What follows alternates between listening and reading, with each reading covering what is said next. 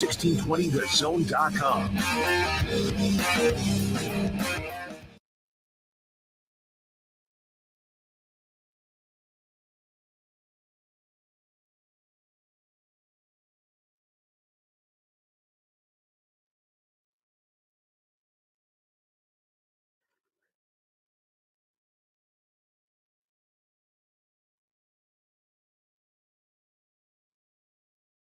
Good morning, everybody. Welcome in. It is the first day of February.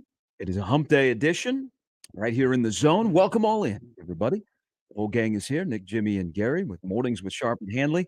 And good morning, especially to everyone in our community that was involved yesterday at the Target store at 178th and Center. You are a hero. You may not consider yourself a hero, but you are a hero. Whether you are a Target employees that helped people that were inside of that store in a terrifying situation that could have been just a massive, massive, just incredible scene of a mass shooting yesterday that threw our community into a brief period of time into a complete panic.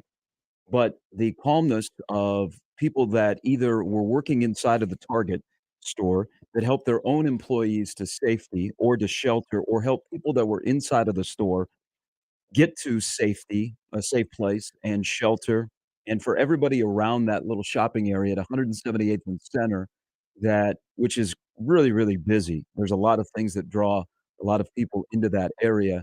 For everybody that owns businesses around there that help people that said, you know, "You gotta come to my safe place."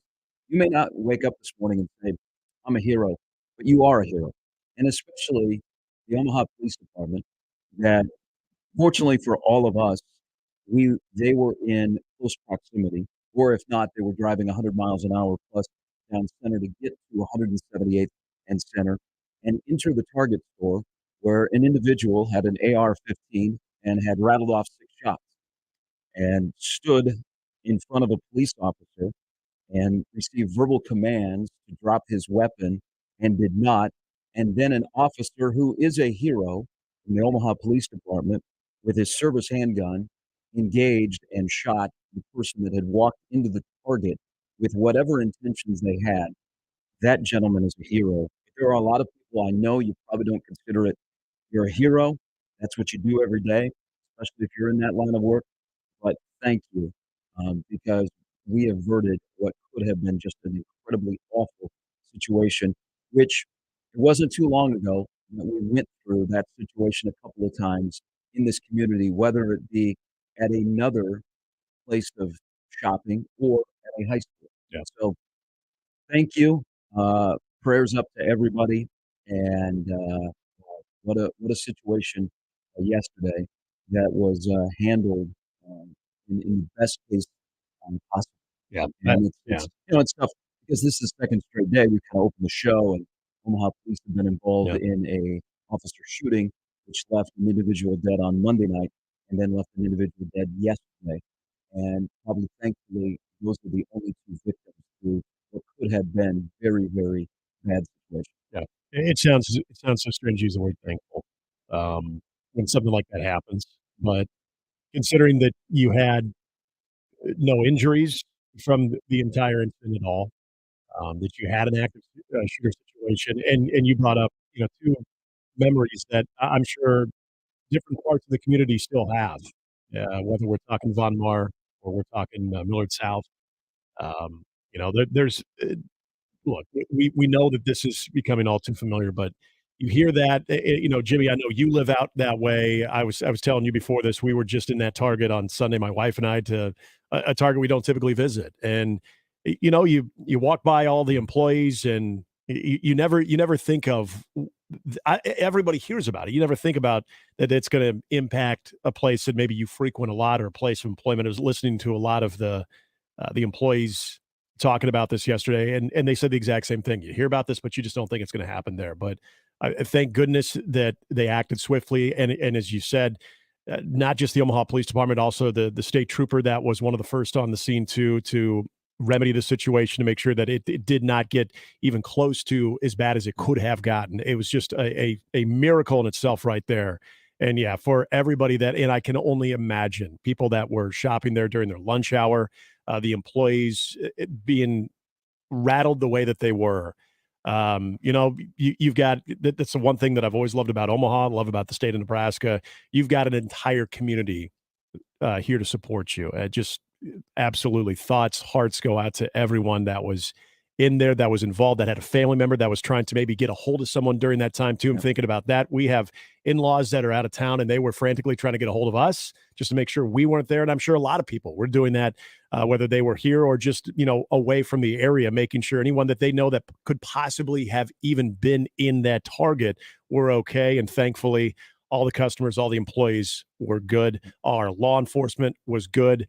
And yeah, we cannot thank them enough. I was telling you, Nick, when you got in, that's my target. Literally, that is the target I go to. That's where our pharmacy is.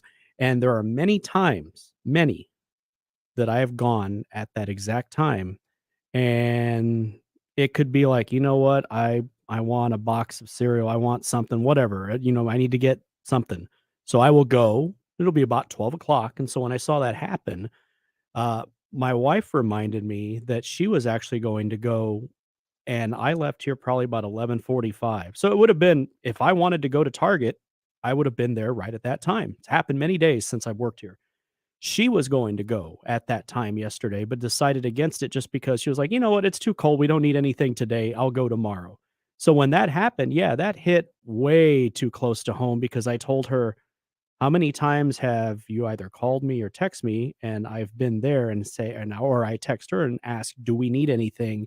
Is there anything else we need? I'm going there. I'm going to be there. And so the first thing I thought is, wow, a lot of times people are like, oh, that could have been me. It is a different feeling when you go to bed thinking, man, Christ, that could have been me. And yeah, it's still, uh, even you guys talking about it, I can't explain the chills that I have right now because that's way too close to home. And I've talked to some of the people. I'm like Gary. I'll make conversation with people in the store there sometimes. Just little. They know me. A couple of people. I don't know if that's a good thing or a bad thing, but uh, I thought of some of those people at that time. Like they're just doing their job. It's a weekday. There are neighbors that we have. I know there's one neighbor we have. She and her husband have a couple of toddlers. I've seen them there at that time, and I think, what if she had been there with her little kids? They're like 2 and 4 years old, and it's just, yeah, it makes you sick to your stomach, but also thankful that a disaster was averted. And exactly that officer that took the guy out is a hero. That is the definition of hero. We always talk about heroes in sports, and no. That's a real hero right there. And also kudos to All of them. the people that run that Target and the employees. They had recently gone through some active shooter Yeah. training. Yeah. And they followed all of the procedures that were in place to make sure that, first and foremost, their customers were put in a safe spot and then protected themselves as well. So there are many heroes that are waking up in our community this morning. So we hate to start on that, but that affected our town yesterday. I mean, people around the country, and we're talking about in-laws that live out of state that were getting in touch with you. I mean, it's every national broadcast yesterday led with what happened at 178th and Center in our town. Yep. And for some of us that have lived here for a long time, kind of hit home again. And I think it might have been Channel 3. I might have been all 3 TV stations. There was a woman who was actually at Von Mar. She was in the parking lot, did not go inside the day of that shooting. And then also, the way she was explaining it, she was at the Target yesterday. So, My God. we got very, very lucky in this community yesterday. All right. Let me give you the lineup, and then we'll take a break, and we'll come back. We'll get into what happened last night in Champaign. And also, today is National Signing Day. Too bad. This used to be when it was just one and done. This was the day. Yeah, it was. People would take the day off. We would go wall to wall. I mean, we do in December on signing day, but in February we'd go to wall, and it would be nonstop, and you couldn't wait. And then, about 4 or 5 years since they split the signing days to an early signing period in December, and this one, it's kind of lost its luster. Now, on that note, Nebraska is going to announce 4 players today, Mhm. and they could have a 5th. DeAndre Barnes, the lanky cornerback from Aurora, Colorado, is going to announce where he's going, but not until tonight. And Matt Rule talks to the media coming up at 2. But we'll put a bow on this recruiting class for Nebraska that I think is done now. I think in terms of high school players for 23, Yeah. I think we're done. And just keep this in mind. If Nebraska gets another commitment later tonight, they will have 103 committed scholarships. 103. It's going to be fine. They'll get to 85, and they might even get like a shade below 85.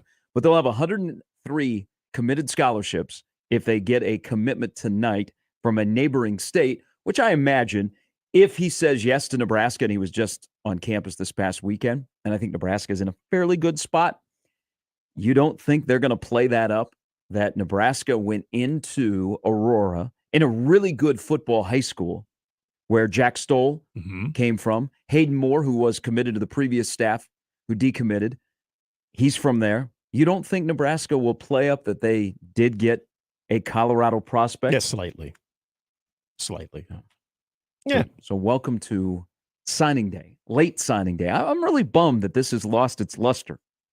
The first Wednesday in February was a national holiday in college football. It's college football's draft day. That's what it is. I used to work in that world, and I had to be up at 5 in the morning to start doing all that stuff. And so, it just kind of the luster is just it's gone Let's away. make sure the fax machine's got paper and the coffee is boiling hot. 95% of the top level prospects signed in December. And now there are a couple of outside, Nebraska's not really in the mix, but there are a couple of lingering national blue chip guys that have decisions to make. So there is a little bit of drama, but you go from December where whether it be the Big Ten Network, SEC Network, ESPNU, they have these 4 or 5 hour shows. Yeah. Have a 1 hour show. Yeah, now it's just kind of a wrap up. All right, we're wrapping up the entire classes now that they're final. I mean, that's all today is. It's okay, now it's final. You might add a guy. You might add a couple of guys for each program. Maybe certain programs don't add anybody because everybody is signed from December. So it's more of now we can officially recap because this now marks the end of that recruiting period being over with. Now on to the next one, which hopefully you started on before today, and the transfer portal also being closed. So get to work, boys. So Nebraska will announce 4.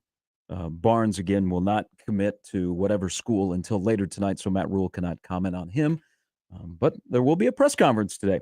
And I think you'll see a lot more of Matt Rule in the local media now that he is off the road because they cannot go back on the road until April. So you might get a dose of Matt Rule everywhere with local media moving forward between now and the start of spring football. All right, the lineup brought to you by the rooferees at John Higgins Weather Guard, who was working the KU State game last night. I already told Jimmy, hey, you called him, man. I had KU winning, but that one was pretty. Should we text him to see where he is at? I hope he's at home. I was like, when does he come home? And if he does, did he drive home after the game, or did they wait to the next morning? Haven't been home in a week. I hope if he's not home yet, I hope that is what today brings to Mr. Higgins. He had a fairly stress-free Monday night. Yeah. Jerome Tang was riding Higgy's butt last night. And they should have been riding Jalen Wilson or Harris. Yeah, how about DeJuan Harris's name? DeJuan Harris, I know Jalen Wilson gets a lot of love. Grady Dick gets a lot of love. But DeJuan Harris is the X factor for KU.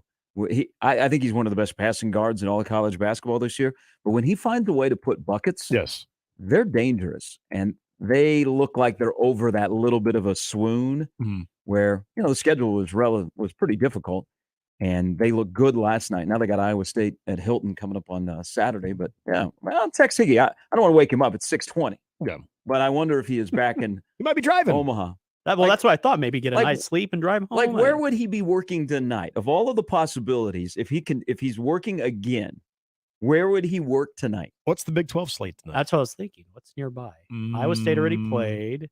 Obviously, KU, K-State. No Summit League games. Yeah, I was going to ask, can you do Omaha tomorrow night? I'm bored. Let's do a game. Get a run in. Well, you know what? At that rate, from what we were hearing, I might take another game. That's a hell of a week. It's a profitable week. I mean, T. Love and his other employees at John Higgins Weather Guy were like, "Hey, Higgy, come on into the office. Yeah, we Nice to see you. We miss you, buddy. Scott Chandler's going to join us coming up at 9. We'll chat about the NFL. His former coach. Yeah, his former head coach has a new job. He's going to ride with the Denver Broncos. Good luck. Yeah. Good luck. Better hire yesterday. We'll get into that because within about 5 minutes, Houston and Denver announced their head coaches. D'Amico Ryans is going to Houston. Slam dunk. Former Texan, too. So Scott will join us coming up at 9. Brandon Vogel from Hale Varsity at 9:40 as well. When we come back, last night in Champaign, Nebraska basketball made it interesting for a bit. And then, reality kicked in. So the turnovers and poor shooting outweigh hanging in a game with Illinois that actually ended up as a 16-point loss. We'll get into it. There's a lot about last night's game, the opportunity that was there, and then what it's like moving forward as Nebraska basketball falls to 10-13, 3-9 of the Big Ten. And Fred Hoiberg is now 34-80 as the head coach of the Nebraska basketball program. All of that and much more to come as we join you. Now we're into February. How about that? We just got rid of January. Can't stop that month from coming. Nope. Now we go into, again, this is of my rankings of sports months. This is going to be kind of low. This is a tough month. But not the lowest, right? Yet it's 28 days, not 29 NFL. I don't know. February might be like the Super Bowl saves it from being the worst sports month. It does. But you also But there's not a lot of options out there to go below what happens in February. Well, you get a lot of momentum, though, towards conference tournaments and whatnot. So they're played in March. Yeah, but conference tournaments in March, you get no credit in February. Yeah, but those games that are it's called the month of February. It's called the month of February. You can dive into it. No, those games are played in March. I side more with Gary's saying here. Just get through the first half of February, and then everything starts picking up, man. Super Bowl's the thing that saves it. It does. Some people will say, well, because Daytona's coming up. Actually, the Clash is this weekend at the Coliseum. You guys are into NASCAR? I'm not. But I'm always intrigued to see the track in there. The last year was pretty entertaining, and I'm not just talking about Pitbull performing. Well, wait, you got my attention. Pitbull, the Pitbull that also performed in Omaha, performed at the Clash at the Coliseum last year. It's this Sunday. NASCAR is back. Did Pitbull, by the way, I still have not gotten clarity on this. Did he get a hockey jersey as well? I think so. Okay, I think so. He just didn't post it on Instagram or anything with it. Yeah, he put on a good show back in August. Did he? Yeah. Pitbull. It was a good crowd. Like Baxter Arena has some of the oddest acts. We were talking about that during the crossover yesterday because I guess Terrence Knighton was at Baxter for a concert. Like someone had asked him, "Hey, have you ever been to?" Yeah, I heard he was him and his wife. That was the first time they'd been to Nebraska, and they came to a concert. Baxter. What? Well, the religious concerts in I live across the street, so I know the traffic volume. It seems like the religious concerts at Baxter Arena do really, really well, and then the obscure rapper does well. Yes. Like, why couldn't Baxter Arena get Lil Wayne? He's going to be in Lincoln on his tour. Why couldn't they've gotten him? So the concert that, by the way, thank you to Eric who confirmed this on the JTech Construction Zone Twitter feed. Said the concert for Pot Roast and his fiance last February was Jagged Edge and Genuine. Ooh, Genuine. Where the party at? Genuine. Not him, but Genuine. Yeah, that Genuine. It's related to Donna Meagle in Parks and Rec. Genuine. That's what Pot Roast went to. Because I remember they had Ja and Ashanti in December, I think, just recently. Yeah. So I thought maybe it was that one. Did not. I got to be honest. Had no idea. Actually, now that I think of it, I do remember Genuine being advertised. I didn't remember Jagged Edge though. Hey, Pot Roast is moving up on my list of favorites. Yeah. I mean, you're rolling all the way to Omaha, Nebraska to check out an R&B king. That's what I want to know. Was he drawn because of Genuine or because of Jagged Edge? Genuine had to be the headliner, right? You know who I would think Jagged Edge, yes, with the headliner. Drew Hill, if I recall, was with them as well. Yep. All right. Yeah. Defensive line coach in Nebraska. Baxter. I don't know that I would go away like to Omaha to come to that concert, but maybe they're fans. Maybe they follow him around the country. mean, let's Maybe see. they got a fetish. Pony heads? I don't know. What do you call genuine fans? I like pony heads. The G Army.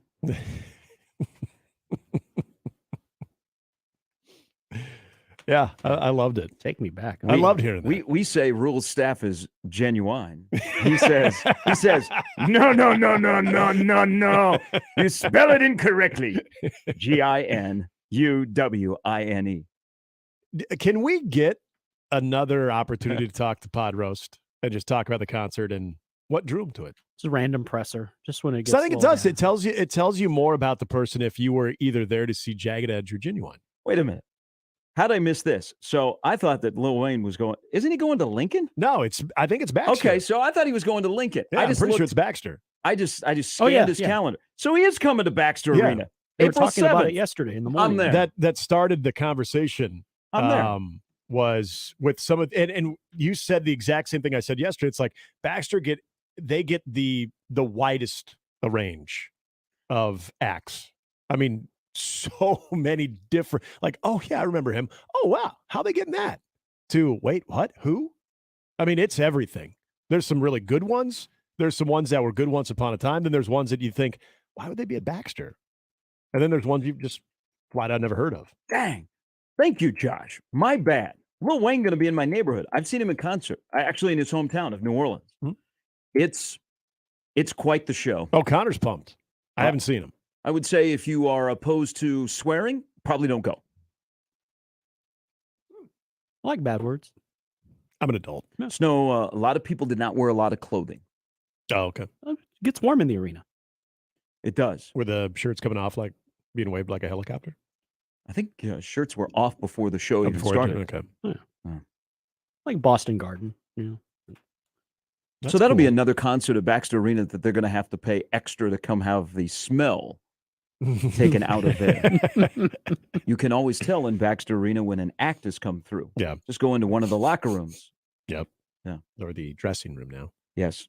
I am pumped now. April 7th. Anything else going on April 7th? February over with. So isn't that a Sunday night? I think that's So my gosh, I think that's Easter. No, Easter's the 3rd. Is it the 3rd? Mm-hmm. Okay. Hold I thought the it's a Friday night. Oh, there we go. that's not good for that's not Good Friday? God, I thought Easter was like the second week of. Maybe it's the 9th. Let me check. I don't know. I asked Siri the other day. Because we've got a. I think it is the 9th. We've got a baptism to go to. It is the 9th. So it it's is on Good Friday. It's on Good Friday. Yeah. And it will be a Good Friday. I think Omaha Baseball is playing at home that same night. Oh my goodness.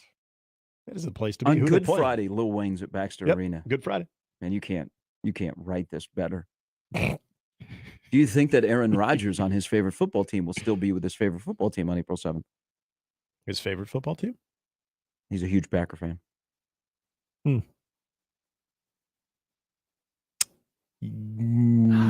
Yes. Because I feel like we've done this before. Oh, is this a hard question? This is a hard question. Yeah. I wouldn't surprise me if next Sunday Aaron Rodgers drops some news. Just seems like a guy that would do that in the middle of the Super Bowl. Yeah. Oh, yeah. You know what? Then for Aaron and his representation and his entire party, just do it already. I'm all for it. I'm tired of this. Do it. Just do it. Because if you don't, then we got to continue to talk about the speculation. Oh, well, technically, the ramifications before he shows up to training camp. Get an interview during the pregame show. Drop the bomb. Oh, he's making the Summit League tour. So he's in Fargo on April 6th. Is that what it's called? Please tell me it's called the Summit League Tour. Unfortunately, then he gets onto the Big Ten tour. Hey, they're going to wear out Lil Wayne. Is he at the Shields Center?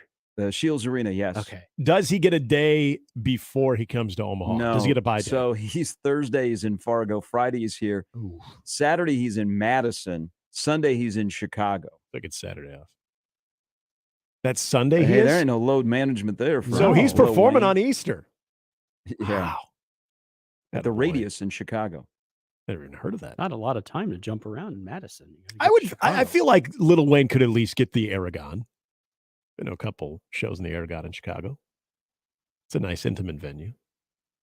All right, I think I'm going. Oh, you have to. You can just walk across. It's probably been 10, 12 years since I saw him. And it was a small club in New Orleans. Can we pregame at your apartment? I just go to one of the parking garages. What am I, an animal? I can't have that smell in my house. I only have so many candles, All right, 31 past the hour. If you are a fan, you're already going to go. Because he has been, he performed at the CenturyLink. Wow. You going to the CenturyLink to Baxter?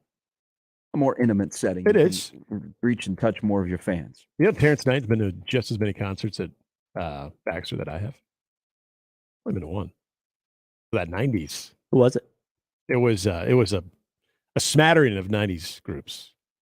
We had Salt and Peppa. Mm-hmm. Would they get lost? They didn't make it to Memorial Park, so they stopped at Baxter Arena. All right, 32 past the hour. Nebraska basketball lost last night. We will discuss that.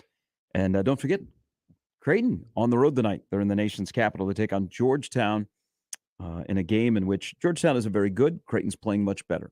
Do what you will with that. We'll tell you what the line is on FanDuel when you return. It's Mornings with Sharp and Handley on 1620 The Zone. Gary Sharp, Nick Handley, and Jimmy Chavez. Mornings with Sharp and Handley. Weekdays 6 to 10. On 1620 The Zone. And 1620thezone.com.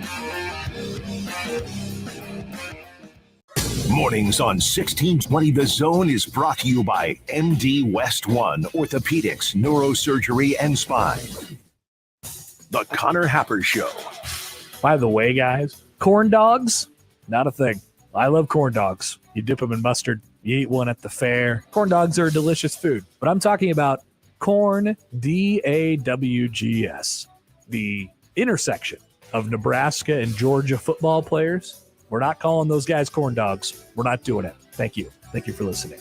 The Connor Happer Show, weekdays from 10 to 2 on 1620 The Zone. Your Omaha area forecast from the Godfather's Pizza Weather Center and KETV Newswatch 7 on 1620 The Zone. Sunny and more mild Wednesday after another cold start. Southwest wind will be breezy at times, gusting 15 to 20 miles per hour. Highs around 38. I'm meteorologist Sean Everson from KETV Newswatch 7. 1620 The Zone. Traffic.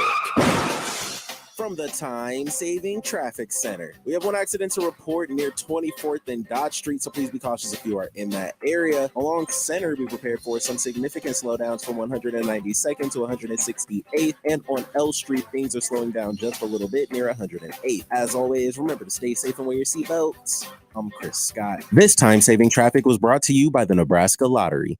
The Nebraska Lottery has raised over $908 million, which has helped to provide more than 117,000 college scholarships, save wildlife habitats across the state, and fund new facilities at the Nebraska State Fair. The Nebraska Lottery, helping to build a better Nebraska.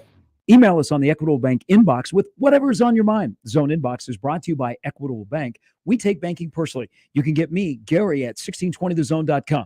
We want to hear from you on the Equitable Bank Zone Inbox.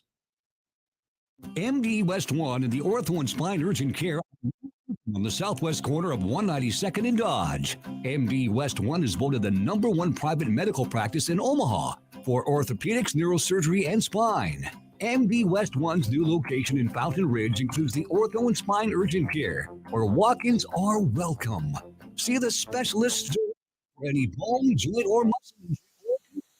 Go to mdwest1.com for details.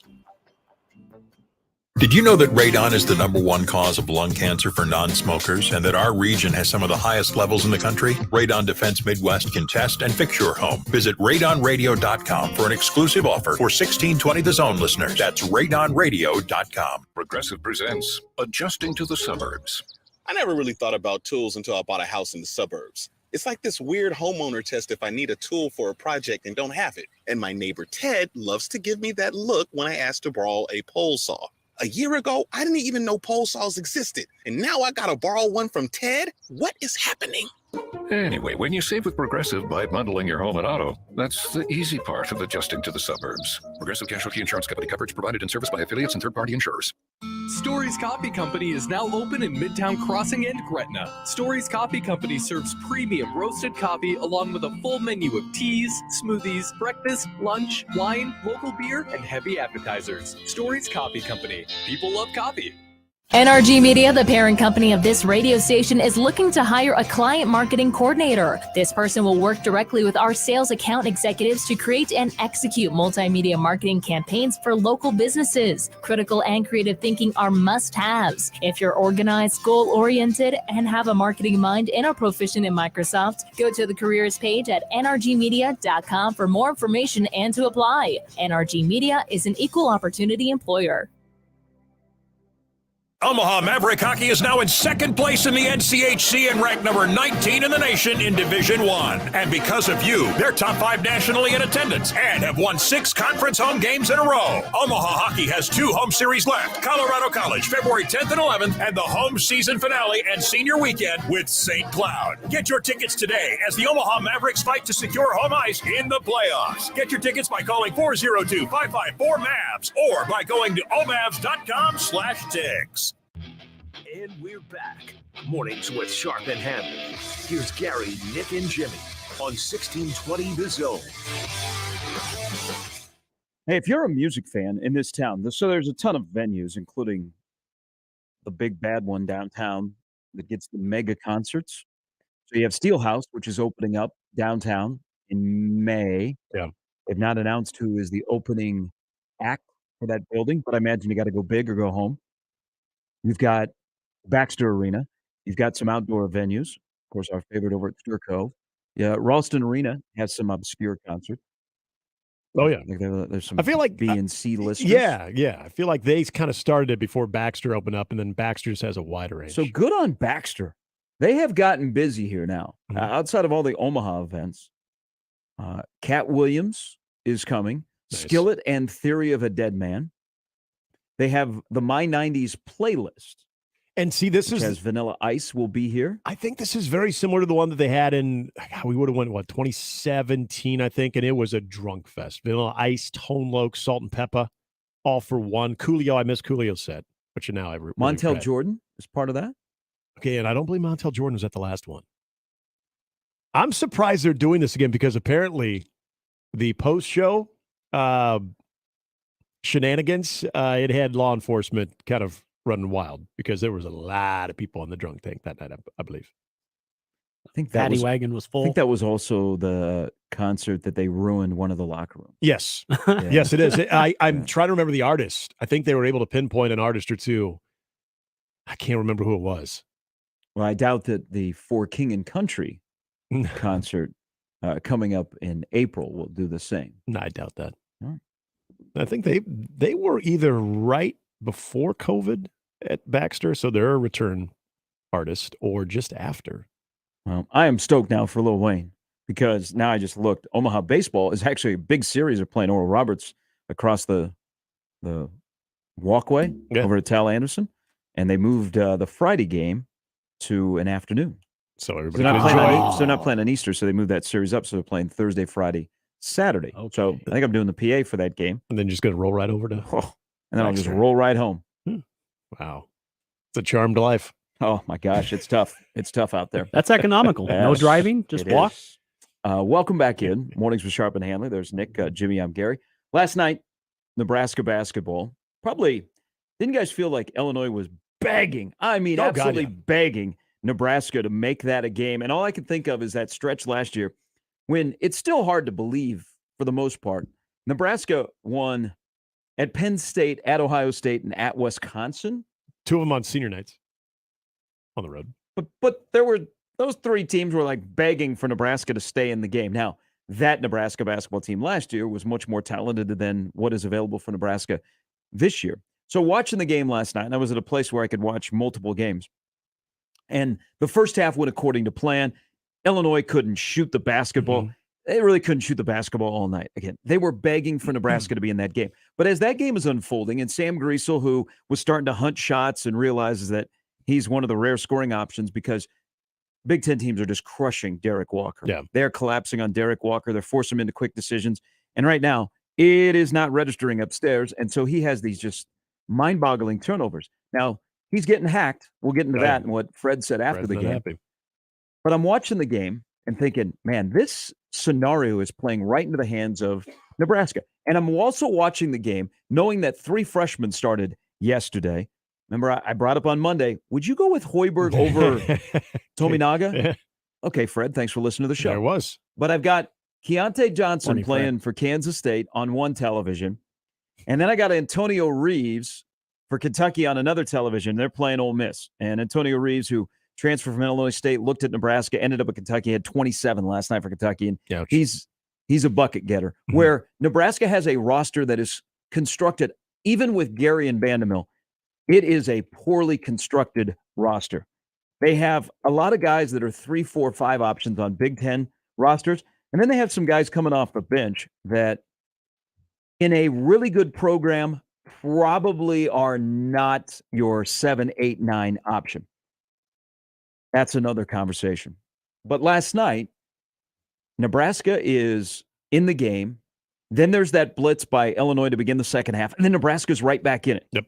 And so they're up 2. I'm thinking, ooh, this could possibly happen because I don't think Illinois is interested in a sleepy Assembly Hall of playing last night. And they're just begging. They're asking Nebraska to upset them so Brad Underwood could go ballistic.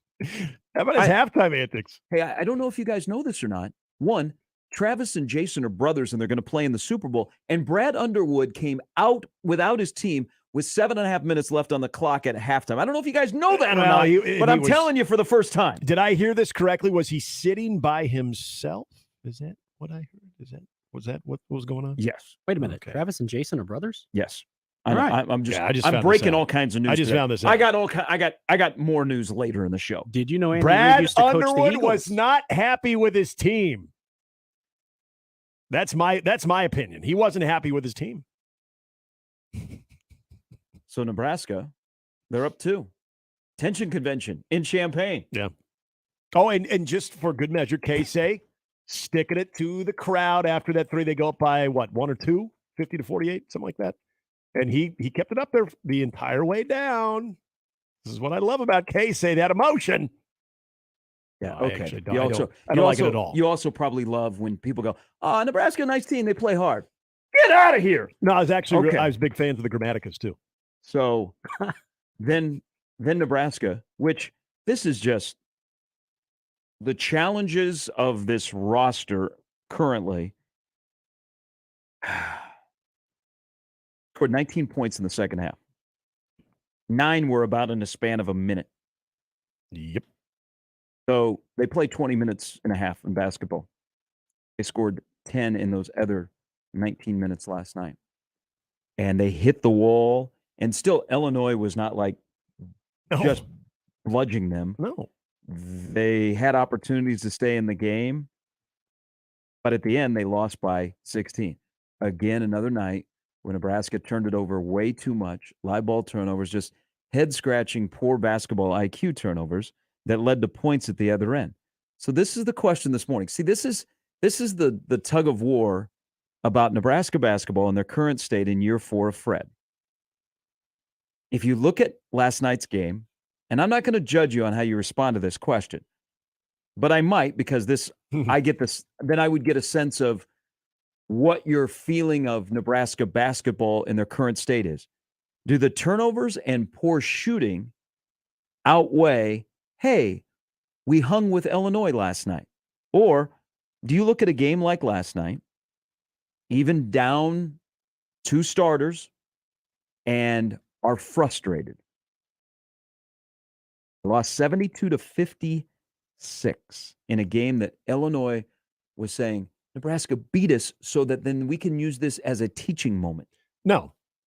The 19 turnovers, the fact that when Derek Walker's in foul trouble, you get a combined, was it 1 point between Blaise Keita and Breidenbach? 1 point. And a handful of turnovers as well. What you laid out about Illinois, anybody watching this game, as Nebraska was going on its scoring droughts, yeah, Illinois, okay, game on, go ahead, put us out of our misery. They didn't. So right there, and we see this every night in college basketball, there are teams that we would consider to be upper half teams in their conferences. They just play like doo-doo certain nights.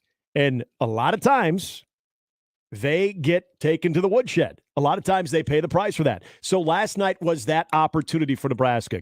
Regardless of what they had as a roster, you have got to take advantage of that. And they've got a lead with 12 minutes to go. And again, even when Illinois retook the lead, Nebraska was able to stay within reach. No, if you have a lead with 12 minutes to go, regardless of what's going on, what you might feel are, and yeah, Derek Walker is, I think Fred's got a point with his criticism towards the officials or some of the ticky-tack fouls as he talked about. But the fact remains that was an Illinois team that was having a major off night. Terrence was having an off night. Everybody was having an off night. This is when you upset teams like that. This is where I cannot put the current injury situation as an alibi because Illinois did not play good basketball, and yet they still covered. It's the good, the bad, and the ugly, the Fred Hoiberg era wrapped up into 40 minutes of basketball last night, in my opinion. So for the first 30, Nebraska, they hung around. It was the good. Last 10 looked all too familiar. In the last 6:26 of the game last night, Nebraska scored 2 points. They were 0 for 7 from the floor. They were 0 for 5 from three-point range. The second half, the offense ran aground. So last night is, if you put yourself in the shoes of Trev Alberts and you have to make a decision, and whether it comes down to economics or not, there's a lot of people that care about Nebraska basketball and have a huge passion, okay? Is the good, Fred has shown this year that he can change, whether it be his philosophy, his building for chemistry, his changing last night where you realize you need a spark in your lineup and you're not afraid to go to 3 freshmen on the road against a team that is playing very well and might be the second best team in a weird Big Ten conference outside of Purdue. So there's the good. And guys haven't cashed it in. Now, they haven't just said, hey, I'm going to get in the portal. I don't care about February. It's going to be a long February. Hey, thanks for the mems. Yeah, I think that's a bonus. I mean, I hate the well, they played hard. Well, is that a coach's job to teach kids how to play hard? Is that a sign of a great coach? Yeah. No. They're not there. That's a given. That should be a given in your program. Right. You should never have to address that. But when a team's not very good, that's what you go to is, but they played hard. So again, there's the good, team. There was the bad, and then there was the ugly. The bad is, whether it be Gary and Vandermill still on the floor, this team does not have good basketball IQ when they are stressed. Sam Griesel, God bless him, he was a dog last night, busting his ass to go get buckets. But what happens when people speed him up? They expose him a little bit, and he's got no help. Right. I love that he was aggressive, and I think you're going to see the month of February is going to belong to Sam Griesel. He's going to be aggressive. He's going to get downhill. He's going to try and create stuff, but he has limitations. He doesn't have a lot of help. Walker doesn't have a lot of help when they have to take him off the floor, and everybody is focusing on number 13. Yeah. This is a team that does not have very good basketball IQ when they are stressed. Then there's the ugly of the roster construction this year. They don't have a lot of guys that can go and just flat out get you buckets when you need a bucket, that can put it on the floor and get to the rim. Now, Dawson someday may be that guy. Lawrence may be that guy someday. But I haven't seen glimpses. And then it brings you back to the thing about Nebraska basketball that we do every single year when we get to February 1 is, what does the future look like? Right. Do you feel good about the future? And ask yourself right now, 951-1620, what do you think about the future? And I will add another question to this. Is Nebraska's best player in the 23-24 season, this might be a little bit difficult to answer because it's a little bit hypothetical, but I hope you see where I'm going. Is Nebraska's best player in 23-24 currently on the roster? I would say I hope not. Because didn't you just indict the head coach? Mm-hmm. Okay.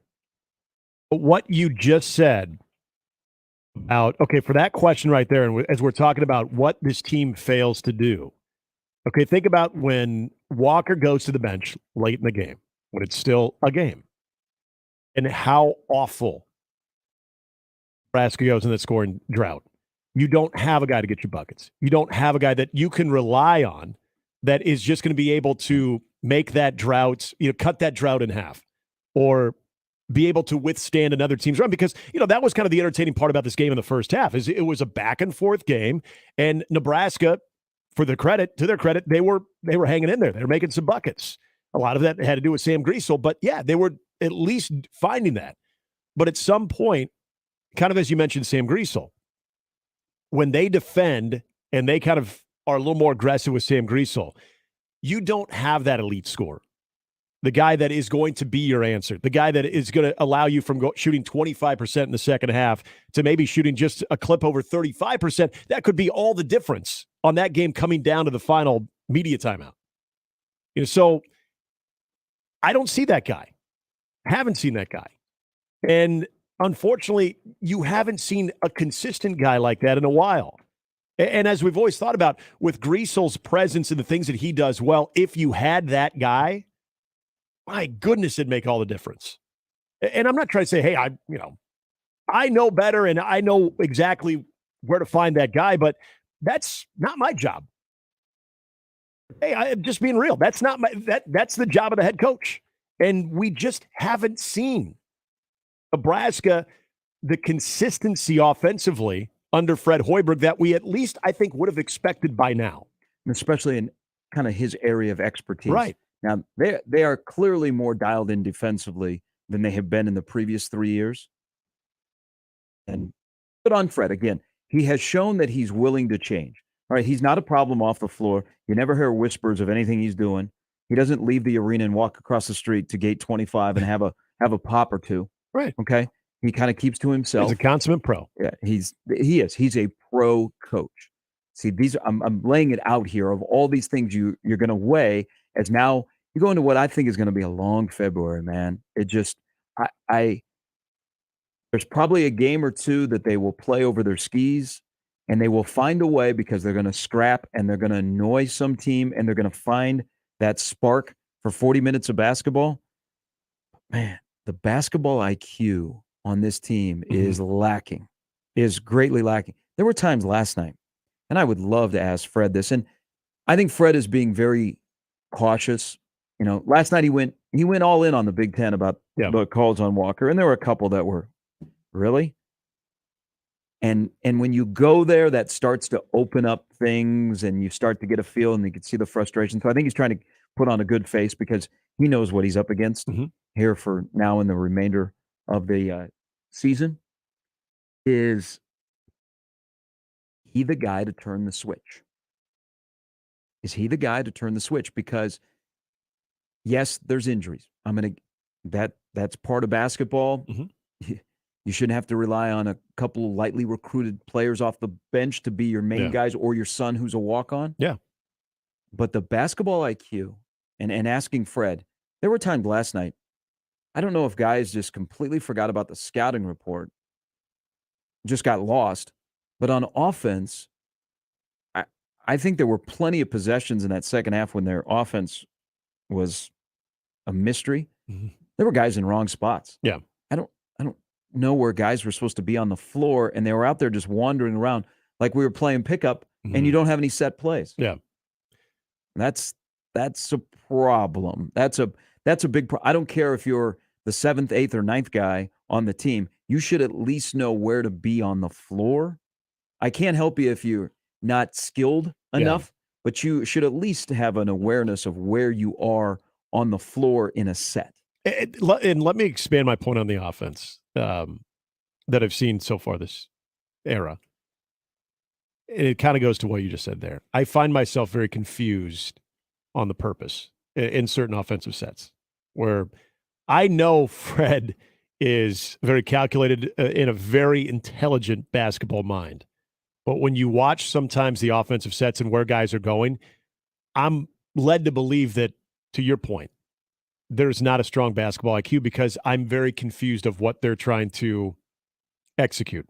I'm very confused on what they're trying to get accomplished on some sets, on some possessions, because spacing's off. Guys look like they're, you have two guys occupying like one area on the perimeter. Like, okay, I guarantee you that's not how it's designed. Why does that keep happening? And at some point, okay, yeah, the players, for some reason, it's not maybe registering it in the more tense situations of a game or on the road. Okay, fine. But at some point, that also has to be on the coach. Nebraska comes home. They play Penn State on Sunday as they begin February, which could be a rough month. Nebraska's now 3-9 in the Big 12 or the Big 12. It'd be nice to be. Well, no, it would not be nice to be in the Big 12. It would not be. It would not be. It would There be was ugly. a busy night in college basketball last night. So we have this conversation in Nebraska about Nebraska basketball. What do you think the conversation is they're having in Nashville about Jerry Stackhouse, who is also in year number 4, after they got beat last night by Alabama in what looked like a 1-16 women's basketball tournament score? That's not good. Alabama basketball beat Vanderbilt by more than Alabama football beat Vanderbilt. Yeah. That, Jimmy, is not good. Can we bring the booty back for one day? To pay buyouts? Yeah. Hey, the building doesn't have $11 million to spend. You realize Alabama just got worked by Oklahoma. A little bit later, Scott Shanley is going to join us as now teams go back to work. They go back into the facility and prepare for the Super Bowl, which, looking at the ratings for Championship Sunday, could we be venturing into 110 million plus viewing the Super Bowl a week from Sunday, or 110 million people listening to it on the Zone? I'm a company guy, so I want to plug that the Super Bowl will be on the Zone. So Scott will join us coming up at 9 in his weekly NFL segment. Brandon Vogel as well. It's signing day for Nebraska. It's going to be a little bit quiet, but Matt Rule will speak later today. And what will he talk about outside of the 4 that he can talk about? All of that and much more to come as we roll till 10 on a Wednesday edition. It's February. Hello, everybody. 1620 The Zone. Mornings with Sharp and Handley on 1620 The Zone and 1620thezone.com. Remember, no matter how you listen, it's still AM radio. 1620 The Zone. Omaha Maverick basketball is in the middle of conference play and scheduled to make a run this season. Come see all the action at Baxter Arena as your Omaha Mavericks try to rise to the top of the Summit League. Let's pack the Baxter. Get your Omaha Maverick men's and women's basketball single game tickets for all upcoming Summit League action at the Baxter Arena box office by calling 402-554-MAVS or at omavs.com/tics. Strong's Optometry has set their sights on staffing up. Try the next line. Hey, Kim, can you tell her 2 o'clock we're running 15 behind? Sorry, we're a bit backed up today. He needs an optometric technician to keep an eye on it all. Where are the dilation drops? Indeed can help him hire great people fast. I need Indeed. Indeed you do. You can schedule and conduct virtual interviews all from your employer dashboard. Visit Indeed.com/credit and get $75 towards your first sponsored job. Terms and conditions apply. Every human civilization has made meatballs. It's something primal yet very elegant. Same goes for the Blackstone meatball, where you can build your own bowl of elegance. Pick your protein, choose your sauce and side, add a super salad, a tasty adult beverage, and wonderfulness. Vegan and gluten-free options available too. The Blackstone meatball, with 2 awesome locations in the Blackstone district at 39th and Harney, and out west on Chicago Street at 180th and West Dodge, and at theblackstonemeatball.com. Guys, this Valentine's Day, give her the next best thing to wearing nothing at all. Available exclusively at Pajamagram. Sexy, sultry, naturally nude pajamas feel just like her soft skin. Even more alluring than lingerie, the texture and touch of these pajamas is so seductive that you'll both love the feel of them. Leave nothing to the imagination with naturally nude pajamas. Go to pajamagram.com right now and save 25%. Pajamagram will even wrap the whole gift up for free. That's right, 25% off naturally nude pajamas and free gift packaging. Listen, if you missed out on this offer during Christmas, don't make the same mistake twice. But you need to order today because last year they sold out before Valentine's Day. Here's what you do. Go to pajamagram.com right now. That's pajamagram.com. Use code NUDE, NUDE, and save 25% off your order of naturally nude pajamas. Order now. Finding great candidates to hire can be like, well, trying to find a needle in a haystack. Sure, you can post your job to some job board, but then all you can do is hope the right person comes along, which is why you should try ZipRecruiter for free at ziprecruiter.com/radio. ZipRecruiter doesn't depend on candidates finding you. It finds them for you. Its powerful technology identifies people with the right experience and actively invites them to apply to your job. You get qualified candidates fast. So while other companies might deliver a lot of hay, ZipRecruiter finds you what you're looking for. The needle in the haystack. See why 4 out of 5 employers who post a job on ZipRecruiter get a quality candidate within the first day. ZipRecruiter, the smartest way to hire. And right now, you can try ZipRecruiter for free. That's right, free at ziprecruiter.com/radio. That's ziprecruiter.com/radio. ziprecruiter.com/radio. There's a lot of misconceptions about heating and cooling out there, so it's time we clear the air. When your heater goes out when it's below freezing, that's more than just annoying. Relying on your HVAC system shouldn't be a roll of the dice. Cold weather doesn't clock out, and at 1 hour heating and air conditioning, neither do we. From simple repairs to more complicated fixes, at 1 hour heating and air conditioning, we're always on time or you don't pay time. Call 855-1-HOUR or visit onehourheatandair.com. Each location independently owned and operated, licensed in their respective state or county. Now back to Mornings with Sharp and Handley on 1620 The Zone.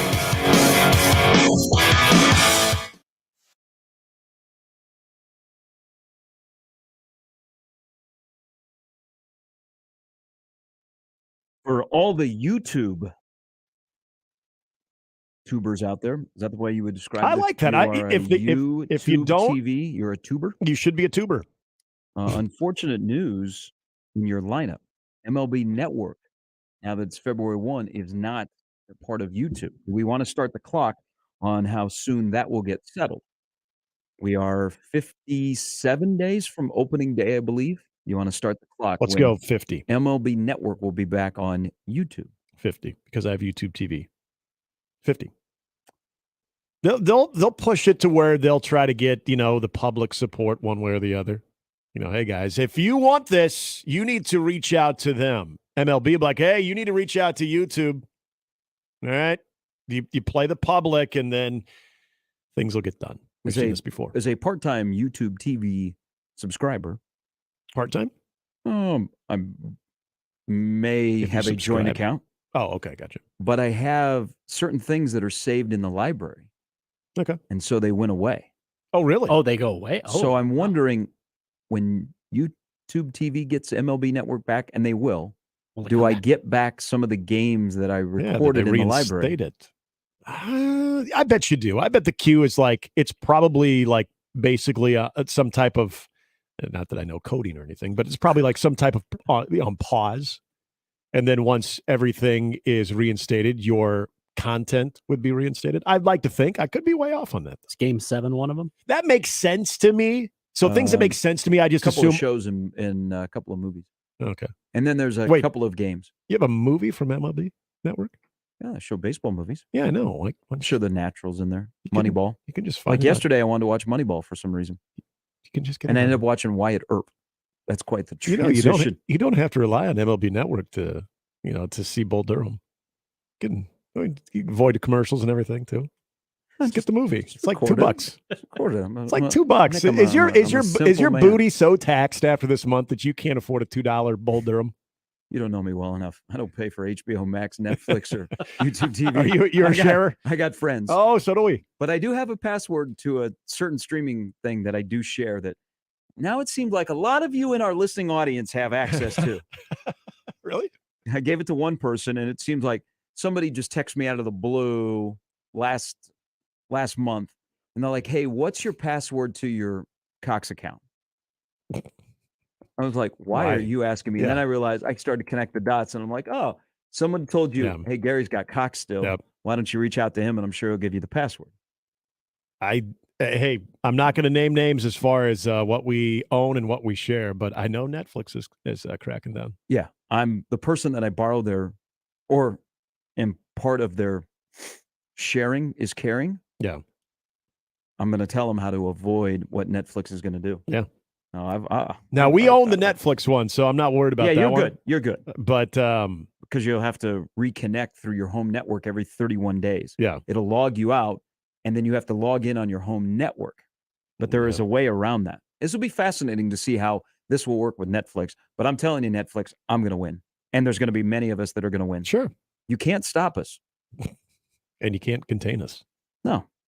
We're going to consume your content. We're just not going to pay full Is price Netflix, for it. are they trying to pull an NCAA?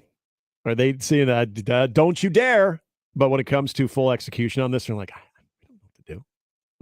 I don't know. We don't have the enforcement See, that's why I think it'll be fascinating to see how this works, because every 31 days, the primary account holder for Netflix, you're going to be logged out, and to get back in, you have to log in on your home network.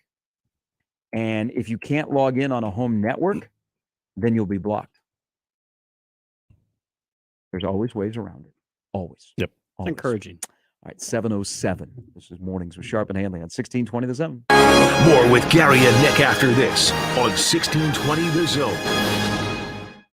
Live from the Host Coffee Studio, this is 1620 The Zone. Mornings with Sharp and Handley, brought to you by MD West One Orthopedics, Neurosurgery, and Spine on 1620 The Zone. 1620 The Zone. Traffic. From the time-saving traffic center, we have one accident to report that has two right lanes blocked northbound along the JFK at F Street, and that's going to be backed up all the way to Gilmore Avenue, and you can expect delays of up to 20 minutes in that area. Along Industrial Road, be prepared for things to start slowing down from 149th to 138th. Then on L Street, be prepared for things to slow down just a little bit near 90th Street. As always, remember to stay safe and wear your seatbelts. I'm Chris Scott. This time-saving traffic is brought to you by Saul's Jewelry and Loan.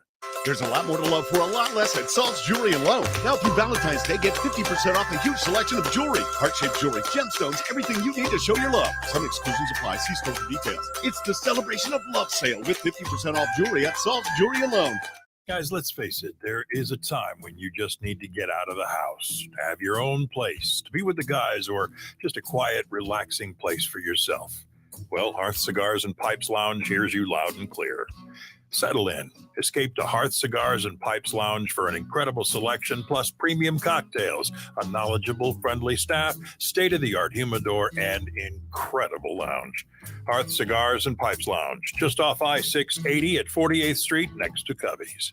Hi, friends. Kent Pavelka courtside getting ready for this year's matchup between the Average Roofing Companies and the Rooferees at John Higgins Weather Guard. The Average Roofers are just that, average at best, not very impressive. The Rooferees, above and beyond the opponent, more dependable, service that exceeds the norm, good sportsmanship, fairness, and integrity.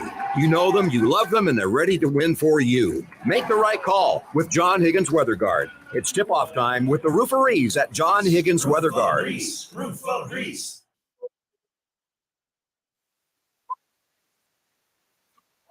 Truckload event at Lowe's. Right now, get limited time deals on your favorite tools and accessories. Plus, get 10% off in-stock kitchen cabinets with a $1,000 minimum purchase.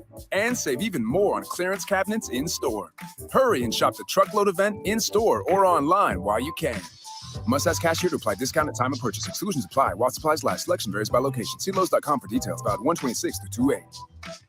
Omaha Maverick Hockey is now in second place in the NCHC and ranked number 19 in the nation in Division I. And because of you, they're top 5 nationally in attendance and have won 6 conference home games in a row. Omaha Hockey has 2 home series left. Colorado College, February 10th and 11th, and the home season finale and senior weekend with St. Cloud. Get your tickets today as the Omaha Mavericks fight to secure home ice in the playoffs. Get your tickets by calling 402-554-MAVS or by going to omavs.com/tickets. Don't miss this week's Zone Deal. This week's half-off deal is $50 worth of vouchers to Le Voltaire French Restaurant for only $25. Le Voltaire Pepperwood Village is a locally owned, unpretentious French restaurant serving down-home cooking with an extensive wine list and great handcrafted cocktails for decades. Whether dining with friends, clients, or that special someone, Le Voltaire will make you feel right at home. Zone Deals go fast. 9 a.m. Friday, 1620thezone.com. Tickets for Less. Best seats, best prices, no per-ticket fees. Ticketsforless.com. KOZN Bellevue, Omaha, Council Bluffs. This is 1620 The Zone. Now back to Mornings with Sharp and Handley on 1620 The Zone.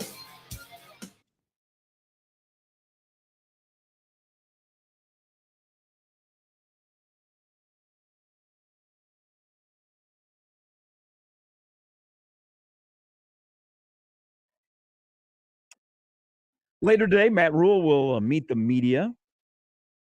I would think that we will start to see more of Matt Rule with local media. Maybe one-on-ones, possibly, now that he's off the road.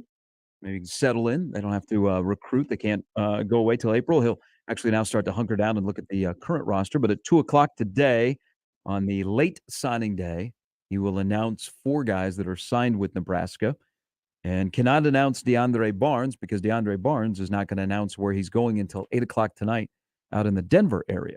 As he is the cornerback, 6'2". He's kind of lanky. He is fast, which familiar theme with this recruiting class. He will decide at 8 o'clock tonight where he's going. I have a good feeling on Nebraska's chances, but we will wait and see. If he does say yes, that is 103 in your man cave scholarship distribution chart for Nebraska football. You're scoring at home. Is it a possibility?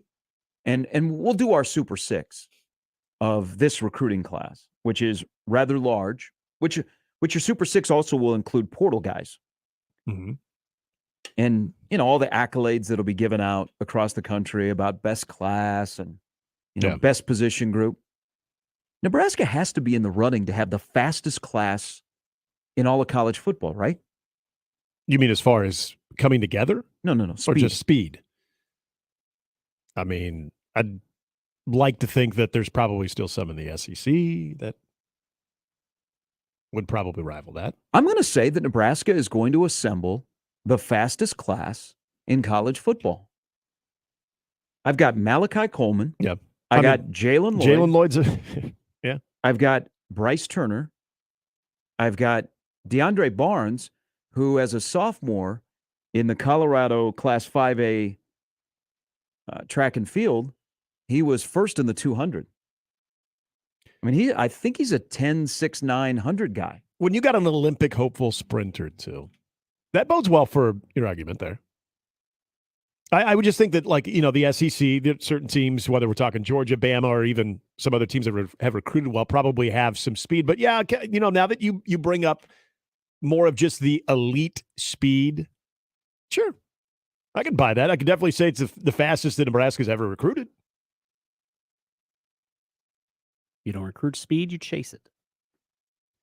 Well, and the speed thing, though, I feel like a little bit, we talked about this not too long ago, the speed thing, I think makes people a little twitchy because of what the narrative of what Scott Frost was going to bring in was speed.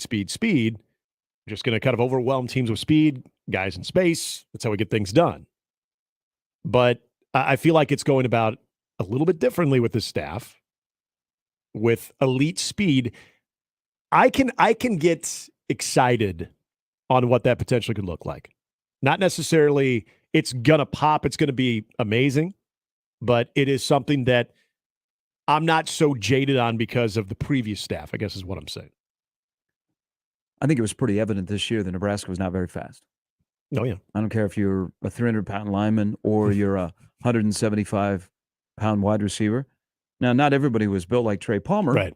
Which kind of interesting to watch him at the Senior Bowl and what that speed that he has, how the NFL looks at the kind of speed, like straightaway speed, football speed. Nebraska was slow. Yeah. Nebraska was really slow this year. And I think it was more evident than the previous 4 years. But with that said, like you alluded to, that was the Central Florida model.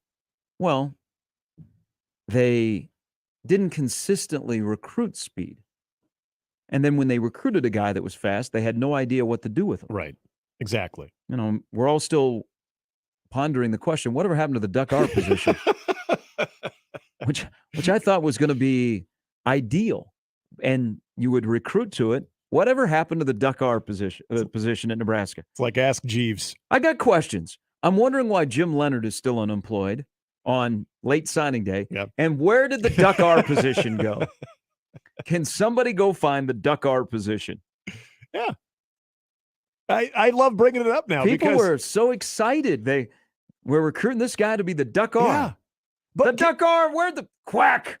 Can I ask you though, do you ever remember either Scott Frost, either Troy Walters? I don't even think it was a topic when you had Lubick here. But any of those guys being asked about the Duck R, like, or any of them giving you validation of, yeah, this guy is going to fill that Duck R role. I feel like it was something that we knew existed once upon a time. We knew the profile of the player that fit the bill at both Oregon and Central Florida. And so naturally, the type of guys that Nebraska was recruiting, like, remember how much we would talk about, well, Wandale's going to be he's going to be perfect in the Duck R. Never once do I ever remember saying or hearing Scott Frost say, yeah, we like him in that Duck R position. I honestly think it was something that we all talked about with not an ounce of validation from the coaching staff. You know where I think it died? First of all, I bet I watched, prior to the 2018 season, so much film of Otis Anderson at UCF. Mm-hmm. I thought, man, that's the guy. Nebraska's going to have a bunch of Otis Andersons who they ran the ball nearly 70 times. He caught maybe 30, 35 balls. Mm-hmm. And Ryan, I had this discussion with Ryan Held. And Ryan Held, coming from Central Florida, they were excited about this position and what it could do. Yeah, it was talked about early on. And then they actually went and got somebody. Miles Jones was like the prototypical guy that's going to play Duck R. Mm-hmm. And let's see, Wilbon. Let's see, I'm trying to think of 18. So Mikhail Wilbon was a guy they thought who could be a Duck R. Remember Greg Bell? Yep. And then Ryan Held brought up Wyatt Mazur. We're going to be guys that could play the Duck R. And then down the road, there was going to be a Tompkins, even like Ramir Johnson. Ramir is the name that's still around that comes to mind. But they could never find the right blend of playmakers. No. And then it's almost like when Miles Jones left, that position just disappeared. And it was never talked about. Even if it was brought up, you never heard anything from the coaching staff like, yep, that could be a good fit for them. I think they completely did away with it. They don't have a Duck R position on this roster, but they do have speed. I find me very few classes in college football for the class of 23, I think will be as fast as Nebraska. You got Malachi Coleman and Jalen Lloyd at the top of that list. Flat out pure speed, which is a familiar theme, whether you were at Temple where you didn't have access to these kind of guys, or at Baylor where you had a little bit more access, and now you're at Nebraska, and you say, we're going to recruit speed, and you're able to go out and do it, and now I'm looking at offers for 24 and even on into the future in 25, and that is a major focus is speed. Go get guys that are fast, and then we can, it's kind of the athlete, and then we'll find a spot for them. Yeah. You can't, as Jimmy was alluding to, you can't teach speed.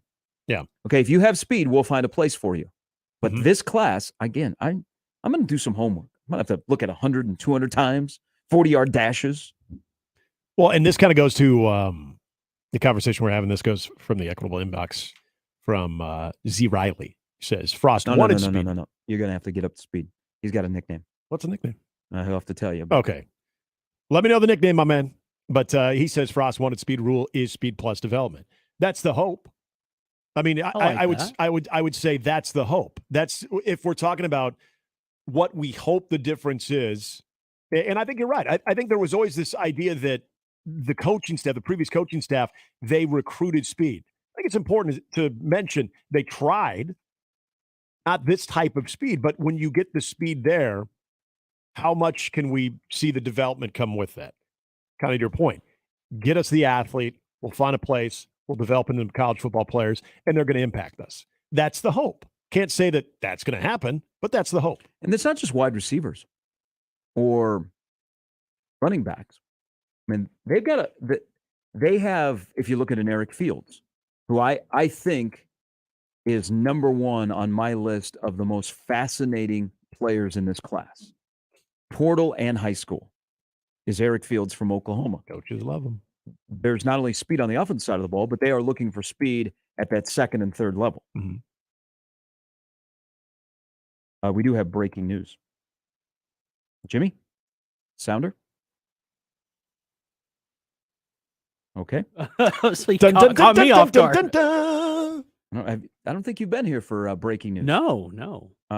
We have breaking news that Tom Brady is retired again. Oh, well. So all Raiders fans out there or San Francisco 49er fans with your Super Bowl window open and a little bit of mystery at quarterback, you'll be disappointed. Tom Brady has retired. Can we play the message? 52-second message? No, he looks at peace, too. Should we get the breaking news for when he announces he's signing with the Raiders? No, this is you can't unretire twice. Yeah, at some point, I mean, you're the boy who cried wolf. I mean, Jordan did. Well, Brett Favre did. There's a little disappointment for Ishmael Smith-Flores. He just signed with Nebraska, and Tom Brady just stole his thunder. It was the first thing I'm like, Sharpie, we already knew he was going to sign, but then look at Tom, guys. Look at Tom.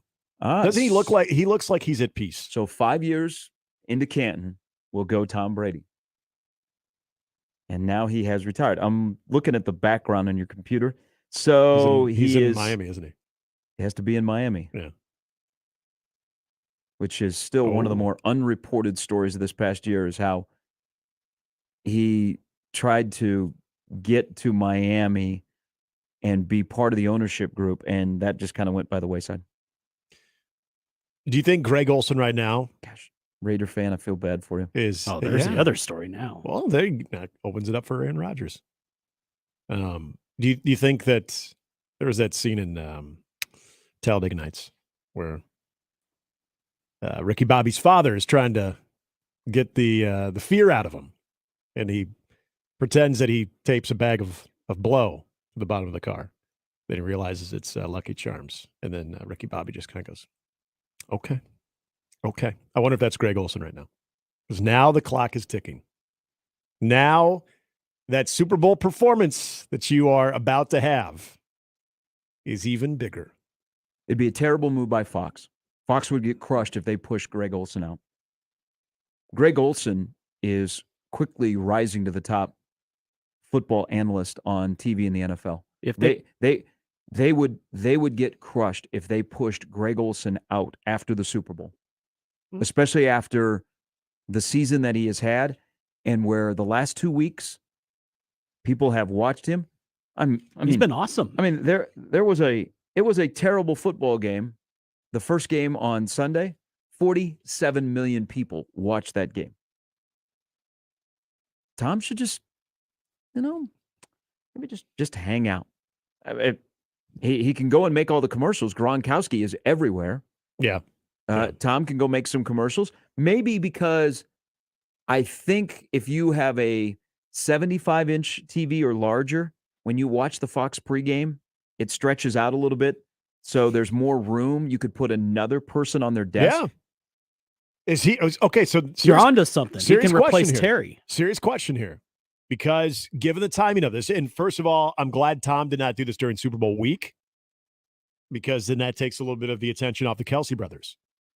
But no, serious question: is Tom Brady on the Fox pregame for the Super Bowl? Yes, I totally agree. Yeah. TL3, who is very excited that college baseball is right around the corner.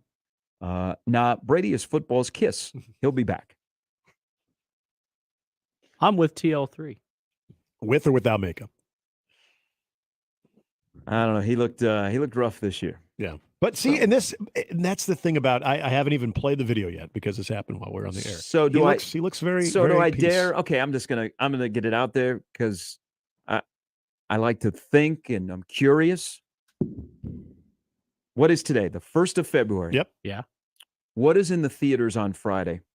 Oh no! Oh, I like where you're going with this. Talk amongst yourself. I'll get back to you on the other side of the break. It's Mornings with Sharp and Handley on 1620 The Zone. There's never been a better time to check out the 2023 Mazda CX-50. I got to tell you, I've been driving this around for the last couple of days. It is an absolute blast. First of all, the look of it, the new CX-50, it just looks tough. It's ready for outdoor adventures. It's very comfortable. I actually took my wife around town yesterday in it as well. She mentioned the first thing. The seats are nice and cozy. It is perfect for all those outdoor adventures. But also, the other thing that I really appreciated about this, if you do have a small child, you got to get that car seat in there. There's plenty of leg room for both the driver and the passenger, and still plenty of room to have that child seat in there too. So you can take the entire family. It's perfect for all road conditions, especially during the winter. Also a big fan of the available adaptive front lighting system, which allows you to drive confidently through dark winding roads as you turn a corner. It's great. Yeah, so many good safety features. The infotainment is also great with Mazda. Set up a test drive and chat with a live sales rep, finance, and even purchase online at WoodhouseMazda.com or WoodhousePlaceMazda.com. Get out and see the Mazda CX-50 for yourself at Woodhouse Mazda in Bellevue or Woodhouse Place Mazda in Millard and enjoy a knowledgeable and no-pressure sales atmosphere. Again, it's why I and so many others are Woodhouse customers for life. Woodhouse Mazda, a drive worth experiencing. Gary Sharp, Nick Handley, and Jimmy Chavez. Mornings with Sharp and Handley. Weekdays 6 to 10. On 1620 The Zone and 1620thezone.com. Mornings on 1620 The Zone is brought to you by MD West One Orthopedics, Neurosurgery, and Spine. Previously on The Crossover. What are they memes of? There was one, it was like a picture of Doritos, and it said something about Dak. I don't know. I ignored it. This one says it's not a logo, it's a rating, and it's 1 star out of 5. Not funny. No. I want No, hilarity. no, it's not funny. Not funny at all. It's just a period of mourning. Mornings with Sharp and Handley. The Connor Happer Show. Unsportsmanlike conduct. 6A to 6P. 1620. The Zone. Your Omaha area forecast from the Godfather's Pizza Weather Center and KETV News Watch 7 on 1620 The Zone. Sunny and more mild Wednesday after another cold start. Southwest wind will be breezy at times, gusting 15 to 20 miles per hour. Highs around 38. I'm meteorologist Sean Everson from KETV News Watch 7. Mornings with Sharp and Handley, brought to you by MD West One Orthopedics, Neurosurgery, and Spine on 1620. 20 The Zone. Traffic.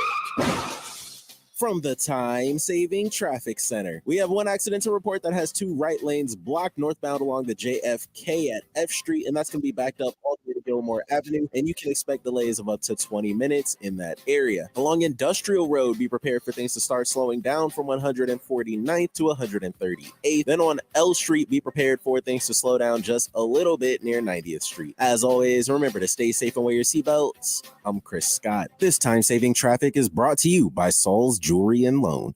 There's a lot more to love for a lot less at Salt's Jewelry and Loan. Now through Valentine's Day, get 50% off a huge selection of jewelry. Heart-shaped jewelry, gemstones, everything you need to show your love. Some exclusions apply. See store for details. It's the Celebration of Love sale with 50% off jewelry at Salt's Jewelry and Loan. Oscar's Pizza and Sports Grill is your home for the big game. Whether it's the pro football playoffs or a rivalry on the hardwood, you'll find all the action on Oscar's upgraded audio-video system. With 40 TVs and massive dual projectors, the game has never looked better. Pair that with their award-winning char-buffed wings and $7.99 Monday through Friday lunch specials. Oscar's Pizza and Sports Grill has everything you need. 173rd and West Center Road, and for takeout at 162nd in Maple. Hey everyone, Josh Peterson here from my friends at Kugler Vision. It is time to love your LASIK with Kugler Vision because February is Love Your LASIK month, and they are celebrating with special LASIK savings just for you. Go to their website, KuglerVision.com, for all of the details right now, whether it's the daily life, whether it is sporting events, anything in between. Kugler Vision will help improve your vision. 402-558-2211 or KuglerVision.com. Listen to Woodhouse Auto Family Blue Jay Overtime, the Creighton men's basketball postgame show on 1620 The Zone. Live from DJ's Dugout downtown. It's right after every home game, presented by Barry Law. Exclusively on your home for the Creighton Blue Jays. 1620 The Zone. Equitable Bank. We take banking personally. EquitableOnline.com. Check out Kugler Vision's Love Your LASIK savings at KuglerVision.com. Now back to Mornings with Sharp and Handley on 1620 The Zone. It's time for The Deuce with Jimmy Chavez on 1620 The Zone.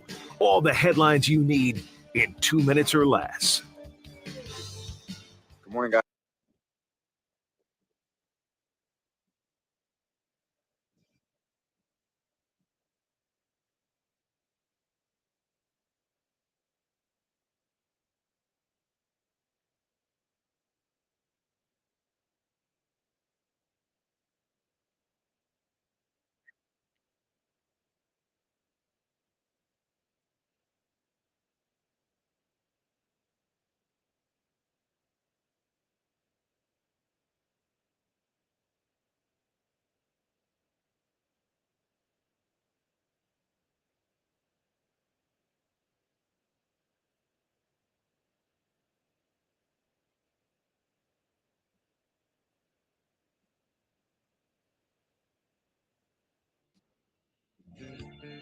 Oh, that's how we start this. I'm with you, Gary. I changed my mind what I just said. I think it is. He looks pretty sincere in his message, and he looks at peace with it. It also looked wonderful. Tom Brady retired, and this time he says it's for real. Not really sure how you segue from that. Well, here's what watching that. You should have finished with now. Everybody go watch Brady.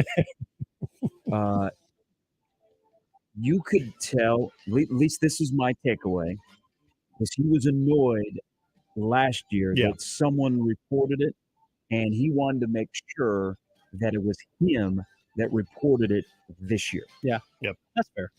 No, I totally agree.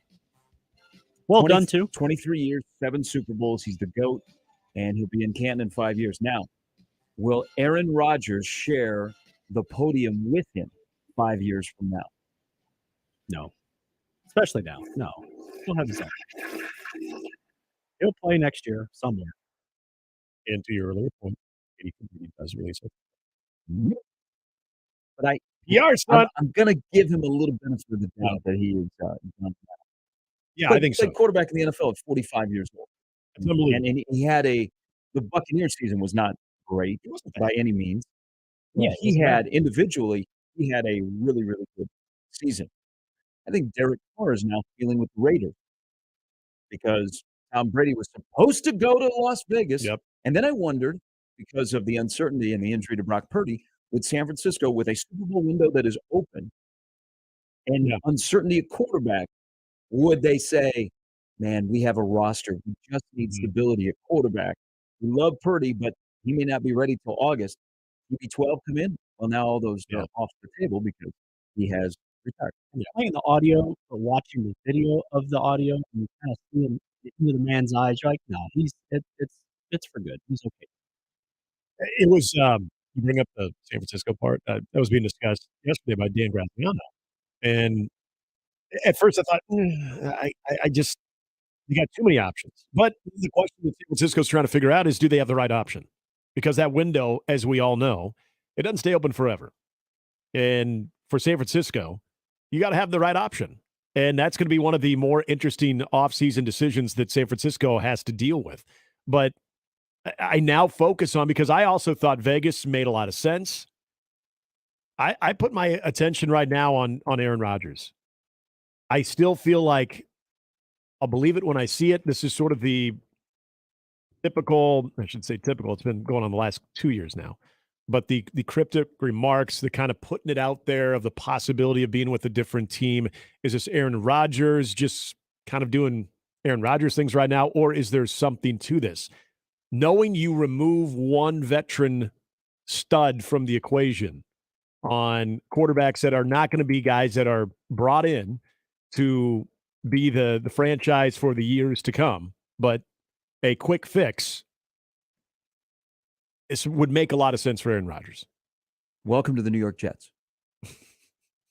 And why would you ever go to the AFC in 2023? So Sean Payton's in that Denver. division. D'Amico Ryans, which I love that hire, So do is they. now in Houston. You've got Mahomes. You've got Burrow. You've got Allen. You've got eventually the Chargers have to put one foot in front of the other, right? Jacksonville's improved. I mean, the AFC for 2023, hello. Yeah. But Aaron Rodgers, maybe go to the Jets. I just have the feeling with Aaron Rodgers that next Sunday we need to keep a close eye on him. That something may be said. I don't know anything. You remember, he likes to grab the big moments in the NFL. Remember when the first all came out about disgruntled in Green Bay? It was on the day of the draft in Cleveland a couple of years ago. Mm-hmm. We'll see. But Tom Brady, 23 years, 7 Super Bowl titles. He's the GOAT, and he retires. And I'm sure that we will see him during the Fox coverage. Yep. And again, Fox, you're making a major decision. If you bump Greg Olson, who I think has publicly handled it really well, knowing his name is not Tom Brady, but man, his talent in the booth is Tom Brady. Yeah. And Fox would make a mistake to push him out. And I also hope that Fox does not say, hey, let's have a 3-man booth. Right. And nobody knows what Tom Brady will be like. No, that's Jason Witten. That's the thing. They committed to him before ever knowing what he would be like. Sight unseen. I mean, he'll be better than Gronkowski. Yeah. But still, former players and that close to retirement, they are very leery to go deep in the weeds with guys that they've played against or played with if they have to criticize them. Mm-hmm. And we already have one NFL analysis who slobbers over quarterbacks. We don't need a second. And Clyde Drexler.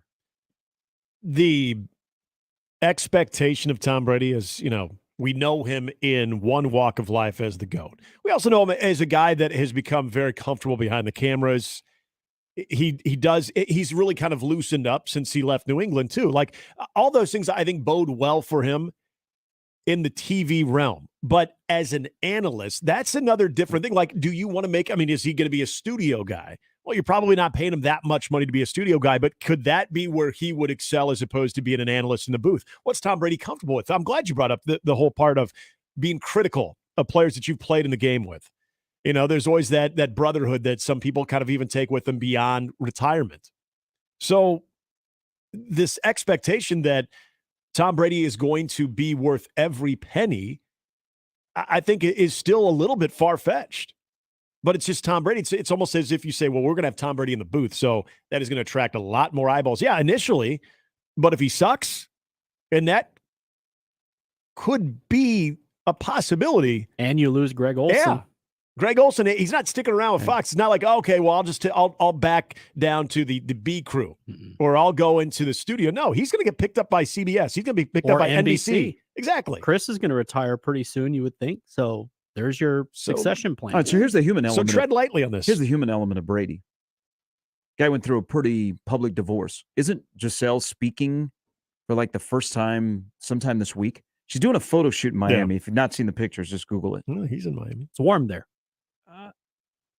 The guy did go through a public divorce. He did not look happy all season long. No. You can tell that he's lost weight. I mean, I don't know. Maybe I'm reading too much into that, but for somebody that has done that on a much smaller scale in the same state, by the way, and you have to continue then to go to work. And I don't know, maybe he just steps away from the spotlight for a little bit, but then I remind myself that this is TB12. Chris writes into the Equitable Bank inbox, now that Tom Brady has retired, do the Saints have the best quarterback situation? Is Andy Dalton the best quarterback in the division? So you have Desmond Ridder with Atlanta. You have Sam Darnold with Carolina. Mm-hmm. You have Tampa, who the backup would be Kyle Trask. Woo! He might be onto something. And then Andy Dalton with the Saints. Yeah. Oh, God. I'll take the Heat-miser. Hey, if you want to have a route to why don't you go to the NFC South? Yeah. No kidding. What a bad division. Are we completely overlooking bad division? NFC South quarterback situations there for potential landing spots?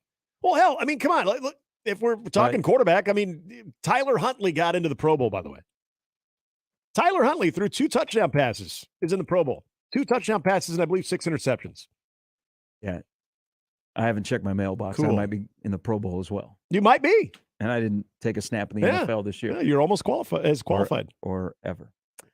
So on the heels of this, we'll get that's a good timing for Scott Shanley, who'll join us coming up at 9. Ask yourself, so this weekend you had a terrible game and then you had a controversial game. But we watched massive television ratings. And I mean massive. 47.5 million people watched the Eagles and the Niners. 53 million people watched Kansas City and Cincinnati. There's a true rivalry between Kansas City and Cincinnati. We built the rivalry between two quarterbacks in Manning and Brady. But until Deflategate, you never had a sense that there was anger. There's true anger between Kansas City and Cincinnati, and they have an opportunity to play a lot over the next few years with both of those quarterbacks. Doesn't this bode extremely well for the NFL in the momentum, whether going back to what I asked all of you guys yesterday about will you watch with the 2 number 1 seeded teams and the 2 top MVP candidates and everything else that makes the Super Bowl juicy? I think we have momentum for the Super Bowl to do a gigantic, and I mean gigantic, 110 million number. Yep. Because you asked the question, why do we watch football? I'll leave it there. We'll come back. We'll discuss. Why do we watch football? People are angry. They're saying the league is rigged. They've been upset all season long.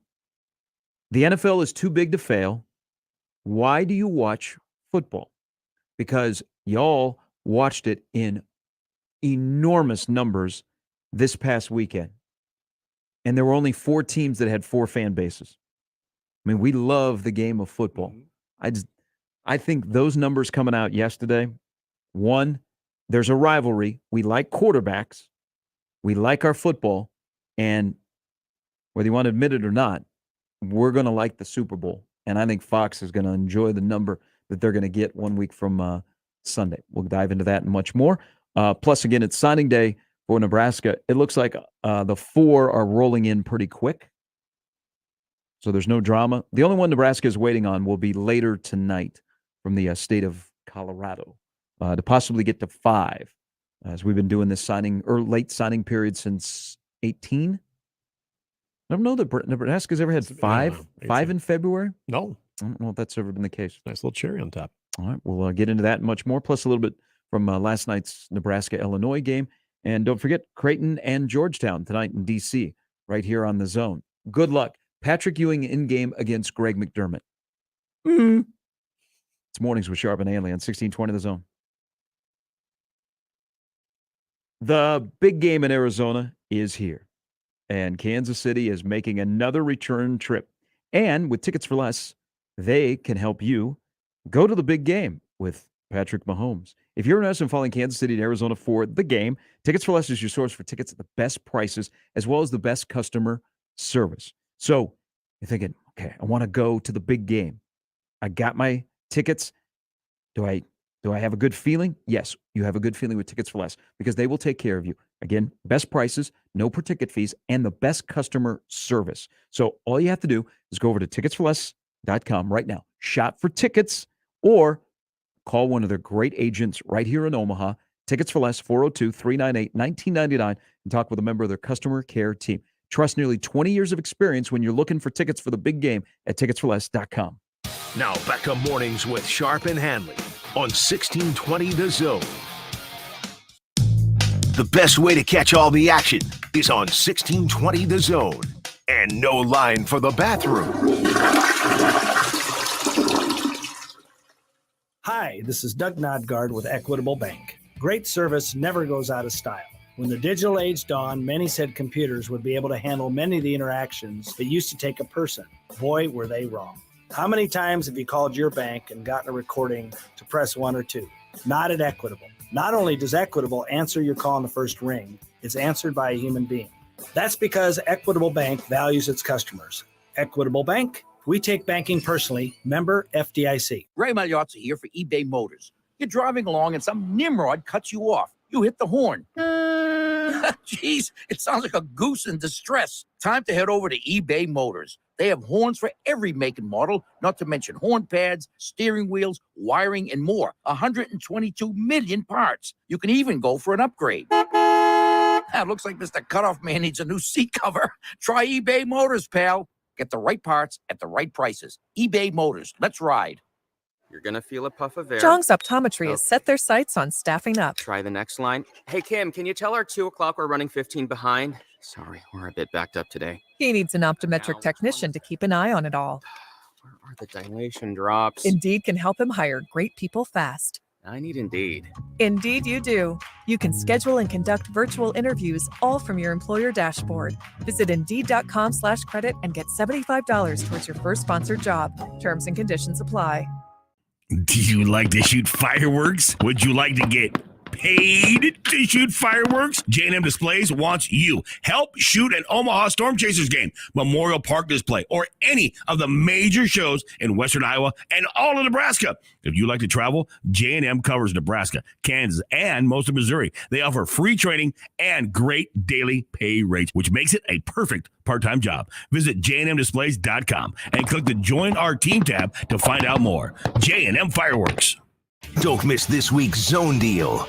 This week's half-off deal is $50 worth of vouchers to Le Voltaire French Restaurant for only $25. Le Voltaire Pepperwood Village is a locally owned, unpretentious French restaurant serving down-home cooking with an extensive wine list and great handcrafted cocktails for decades. Whether dining with friends, clients, or that special someone, Le Voltaire will make you feel right at home. Zone Deals go fast. 9 a.m. Friday, 1620thezone.com. And we're back. Mornings with Sharp and Handley. Here's Gary, Nick, and Jimmy on 1620 The Zone.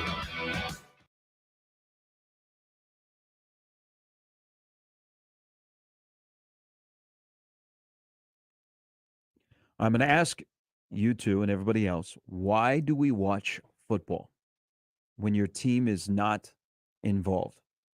Hold that. Eric writes into the Echo Bank inbox on the heels of Tom Brady this morning on his own, which I think was pretty important to him to this time to retire, to do it himself. Not Adam Schefter, not Jim Gray, not his next door neighbor who cuts his lawn. It was Tom Brady sitting on the beach in Florida saying, I'm retiring. Okay, 23 years, 7 Super Bowls. He's the GOAT. Canton, that'll be a huge day. There will be an enormous amount of Patriot jerseys that will be there. But Eric writes in, and we were kind of alluding to this, of the year that he's gone through professionally and personally. On a serious note, do we need to worry about TB12's mental state going forward without football? Having a public divorce announcement along with being done playing football, sometimes that gets us to guys when they don't have football to lean on, along with not having a family to turn to, especially when football has been your entire life. Just curious on your thoughts, because sometimes we see things like this in the past that end up in the news because they were drinking their sorrows away and make a big mistake and ruin their reputation. It's a fair question. Yeah, it is. Because when your whole life has been football and you've been in the spotlight every single day, for the good, the bad, the ugly, he agreed to making a move to the broadcast booth before he was done. Almost like, man, I don't know that I want a life without football. And so he's going to make that transition. And then you factor in, he made that decision before any of his personal stuff came to light. He's juggling a lot of different stuff. He looked like a guy this year that there was a lot of stuff going on upstairs with my life, my family, my football, kind of who I am. And maybe this is the time that he steps away a little bit. I hope he does. I know Fox would love to have a Tom Brady with them in the Super Bowl coverage, but I hope for his sake, and he deserves it, step away for a little bit. Because when this all came out during the summer, he was in the middle of training camp. Yeah. So he hasn't gotten an off season away from, man, I'm hanging up 12. I got to worry. I got kids. I got to, my personal life. I hope he does. For his sake, I hope he steps away. Goes and enjoys his kids, takes care of whatever he needs to take care of, and then figures out what his next path is. But he strikes me as guys, and we see this especially in football, that can't leave football. Yeah. That they're so afraid of life without football, whether they're players, so they make a transition to the media or coaching, and their whole life is football, and they can't imagine what it's like waking up the next day and there is no football, and now you have to be the normal citizen. Well, it allowed the sport itself and his addiction, and that kind of goes to your question too. We'll get to in a moment about why we watch football, but his addiction to the game is something that impacted probably the most important relationship. Now, I'm not going to sit here and say I know how much it impacted, because you know, here's certain stuff, believe what you will. But to think that it had zero impact on that marriage, you'd be kidding yourself, absolutely fooling yourself. So it at least played a significant role in the most important relationship next to football that Tom Brady had. So that gives you, in my opinion, an insight on his overall thought process with the sport, what he's now going to be left with doing, and not only processing his time in the sport, how he left everything, the things that he accomplished, the perspective that, you know, you always hear people, you know, when they kind of step away, they gain a little perspective one way or the other, but also his perspective on his family life. I'm sure at some point you're going to have a lot more time to think about that, and it's going to have some type of an emotional impact on him. He's, from everything, you know, look, I know there's people who maybe aren't the biggest Tom Brady fans, and there are people who love him. He's a good dude. Okay. For the most part, he's done everything right. And to think that he's not hurting from the divorce and now going through this huge life transition, that you're at the point of no return on this one.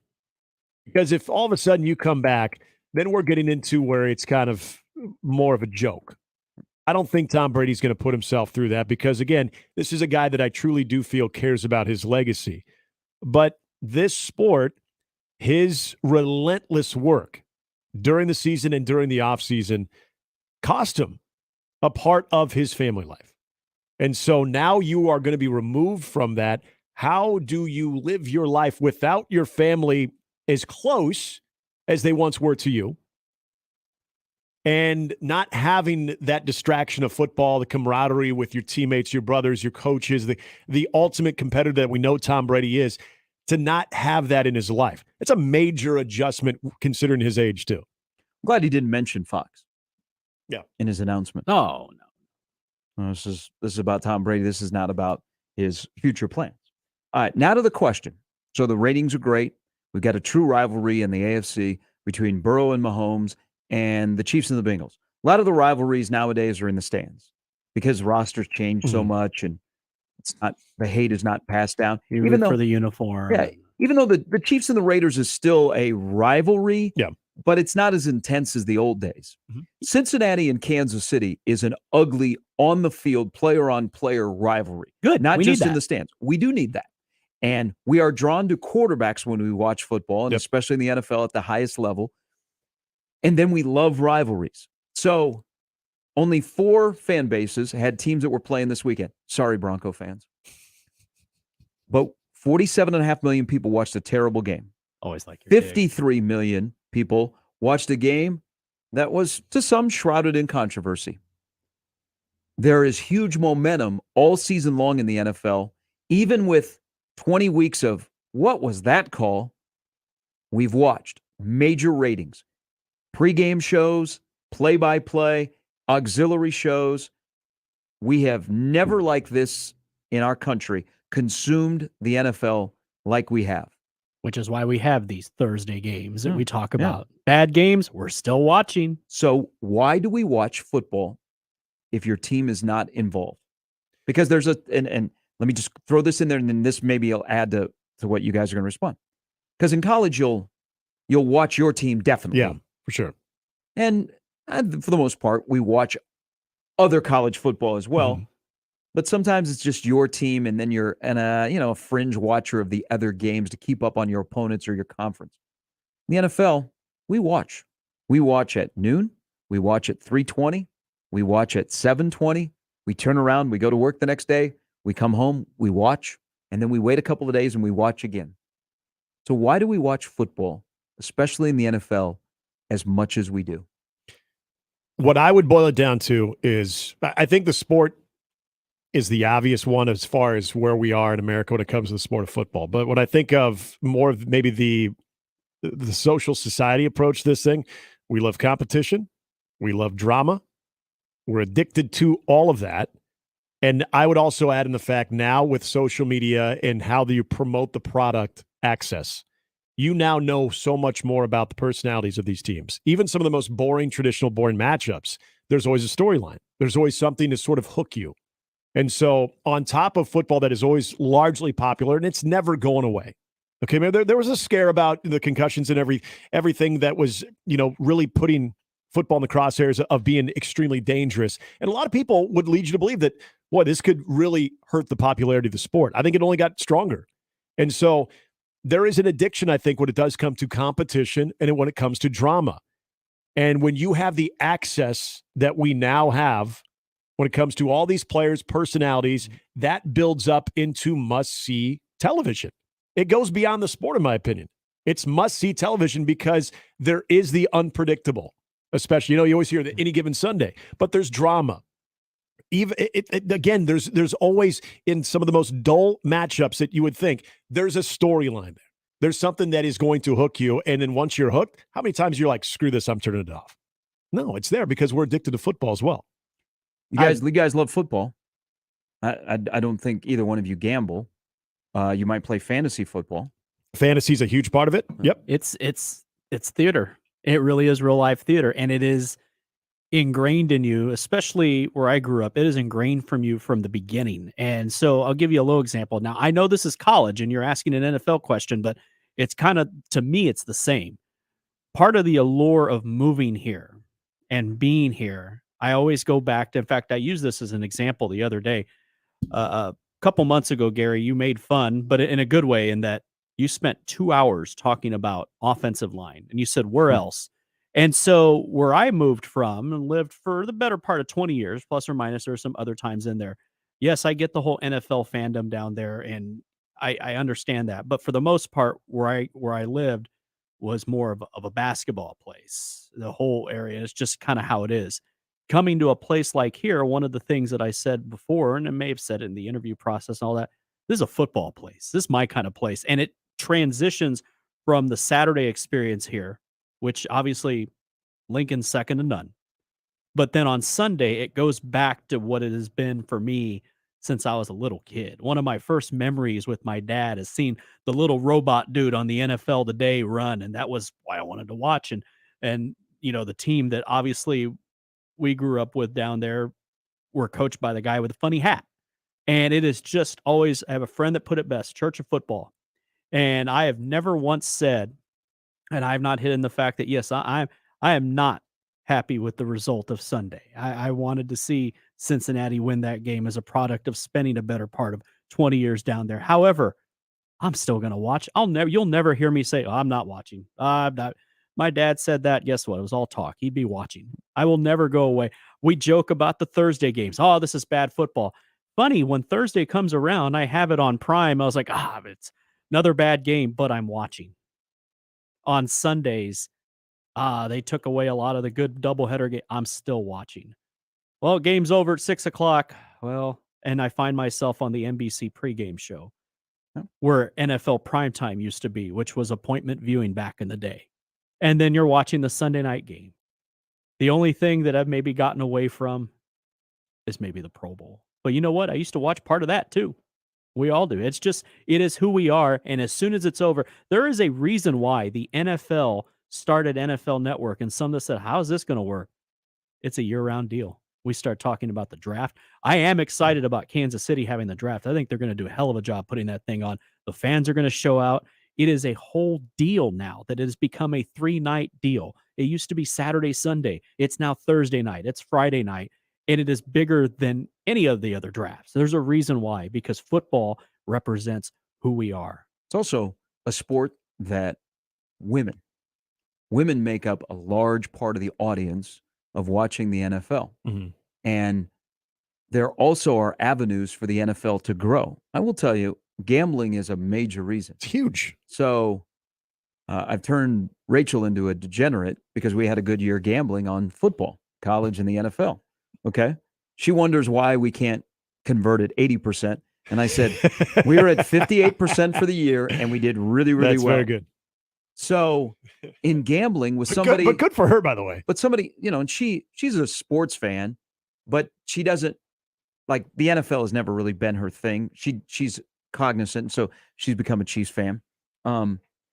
But when she's asking me questions about parlays, do I think that Jamar Chase and Travis Kelce will combine for over 100 yards of receiving, or Burrow and Mahomes will hit 512 yards passing? You've got a good one there. And then she's wondering and very upset in the Cincinnati-Baltimore game to finish the regular season, how come they're not running Joe Mixon more? I mean, the NFL's got you hooked. Yep. And she's very disappointed that her $10 parlay is not going to come through. Well, and I love that. So there's another avenue of another opportunity to bring somebody new in to watch the NFL. It's huge. And the NFL, there could have been a moment where they wanted to sort of resist the momentum of legal sports gambling. They did the exact opposite. And good on them. Exactly. Because you embrace that, you look like, okay, why would you resist that? Because it's a cash cow. And your point right there, the audience, the new audience it brings in. And when people say like, oh yeah, well, I'm throwing money down. Like I know a few people that bet on just about every game, but they don't put a lot down. They're very modest spenders. It's the competition. So if they hit a I say I've had 58% win percentage. Yeah, I'm not. Well, you're 10, 20, $50. Yeah. Yeah. And you hit a parlay, maybe you're walking away with like $80. Nothing huge, but hey, it's like money that you didn't have. Like there's a lot of that I think, again, I go back to sort of the societal part of this, of how scared we were of sports gambling.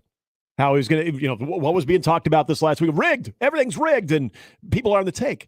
It's like the exact opposite. It's just made it more enjoyable. There's other ways to now indulge other than fantasy, because before it was fantasy. You'd watch every game because of fantasy football. Now you have other ways to do it, and it's legal, and it's not frowned upon. You don't feel like you're having to call 3-finger jack to get your, your freaking picks in and try to stay below the radar on it. Like it works so well right now because of all of those avenues. Put it to you this way. I pay more attention since working at the Zone. So we're about almost 6 months now. I've paid more attention to point spreads and all that stuff than at any time before. And I find it endlessly entertaining to the point where if you guys started talking fantasy football, I'd be more bored by that. And I played fantasy football, but I get more enjoyment and entertainment out of, oh, that's backdoor cover. Oh, what? You made a field goal. Even last night, Nebraska and Illinois, 14.5. And I see the score and I'm like, oh, they're not going to cover. And then they win by 16. It adds another element to enjoy what we already enjoy. Because even if you take that away, we're still going to watch football, but you add all these things. There's nothing like it. That's why anything that goes up against it on any of these primetime nights is going to get crushed. That's why people have pulled the college games out of the Thursday. They've pulled programs out of there because they do not want to go up against football, not the NFL. All right, halftime, mornings with Sharp and Handley. Coming up at 9, Scott Shanley will join us. And Tom Brady has retired. This is it. He is done.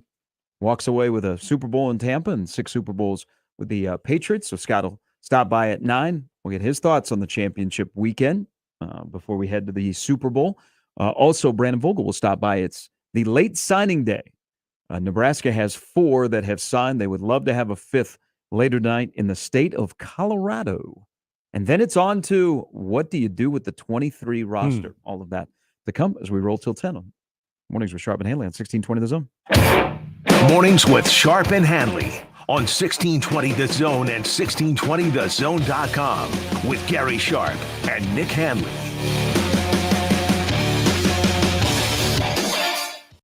Live from the Host Coffee Studio, this is 1620 The Zone. 1620 The Zone. Traffic.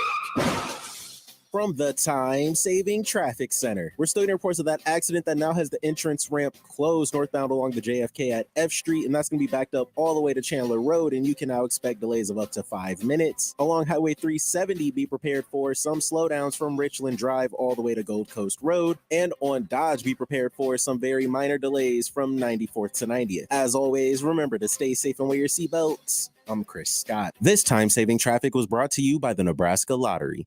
The Nebraska Lottery has raised over $908 million, which has helped to provide more than 117,000 college scholarships, save wildlife habitats across the state, and fund new facilities at the Nebraska State Fair.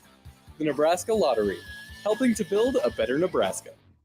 Previously on The Crossover. What are they memes of? There was one, it was like a picture of Doritos, and it said something about Dak. I don't know. I ignored it. This one says it's not a logo, it's a rating, and it's 1 star out of 5. Not funny. No. No. I want hilarity. No, it's not funny. Not funny at all. It's just a period of mourning. Mornings with Sharp and Handley. The Connor Happer Show on Sportsmanlike Conduct. 6A to 6P, 1620. The Zone.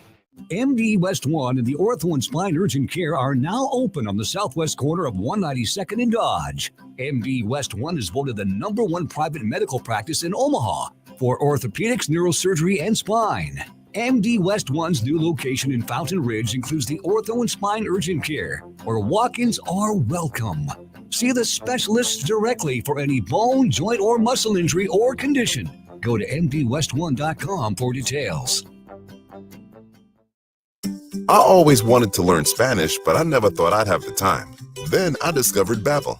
Babbel's lessons are fun. They only take like 10 or 15 minutes, and in 3 weeks, presto, you're starting to speak another language. Like magic. I love that Babbel's lessons aren't just robots talking. They're voiced by native speakers, so you get the pronunciation just right.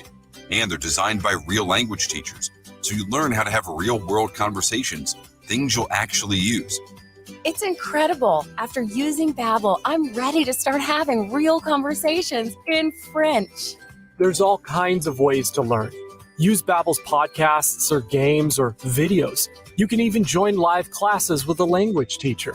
If you want to learn a language, there's no faster, easier, better way than Babbel. Babbel. Babbel. Babbel. Évidemment.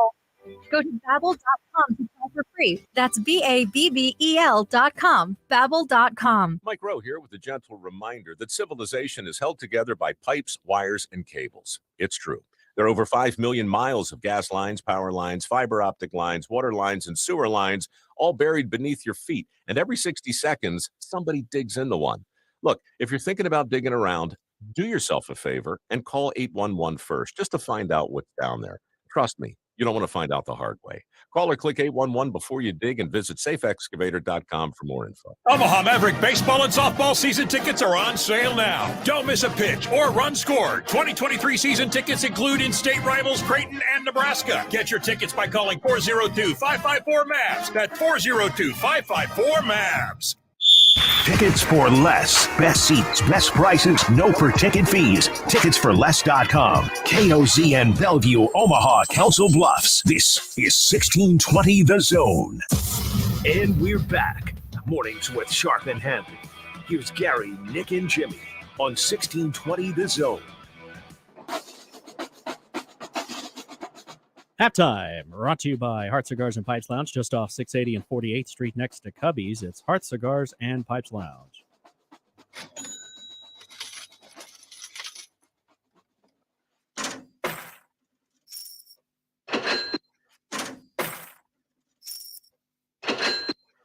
All right, a little housekeeping here as we begin the third hour on the 1st of February.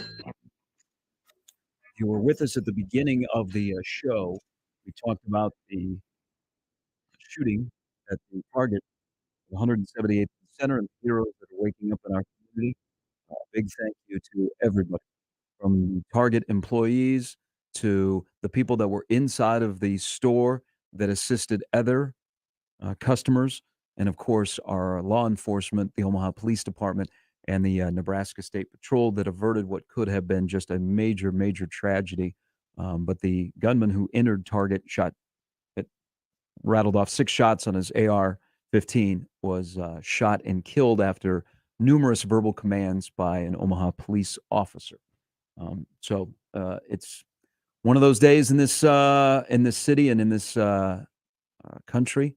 But we averted something major yesterday. Welcome back in. There's Nick, Jimmy. I'm Gary as well. But a little bit of housekeeping here.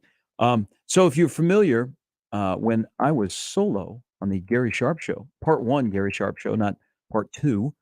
#memes. We did Local Music Thursday, where we solicited. We had so much great sound.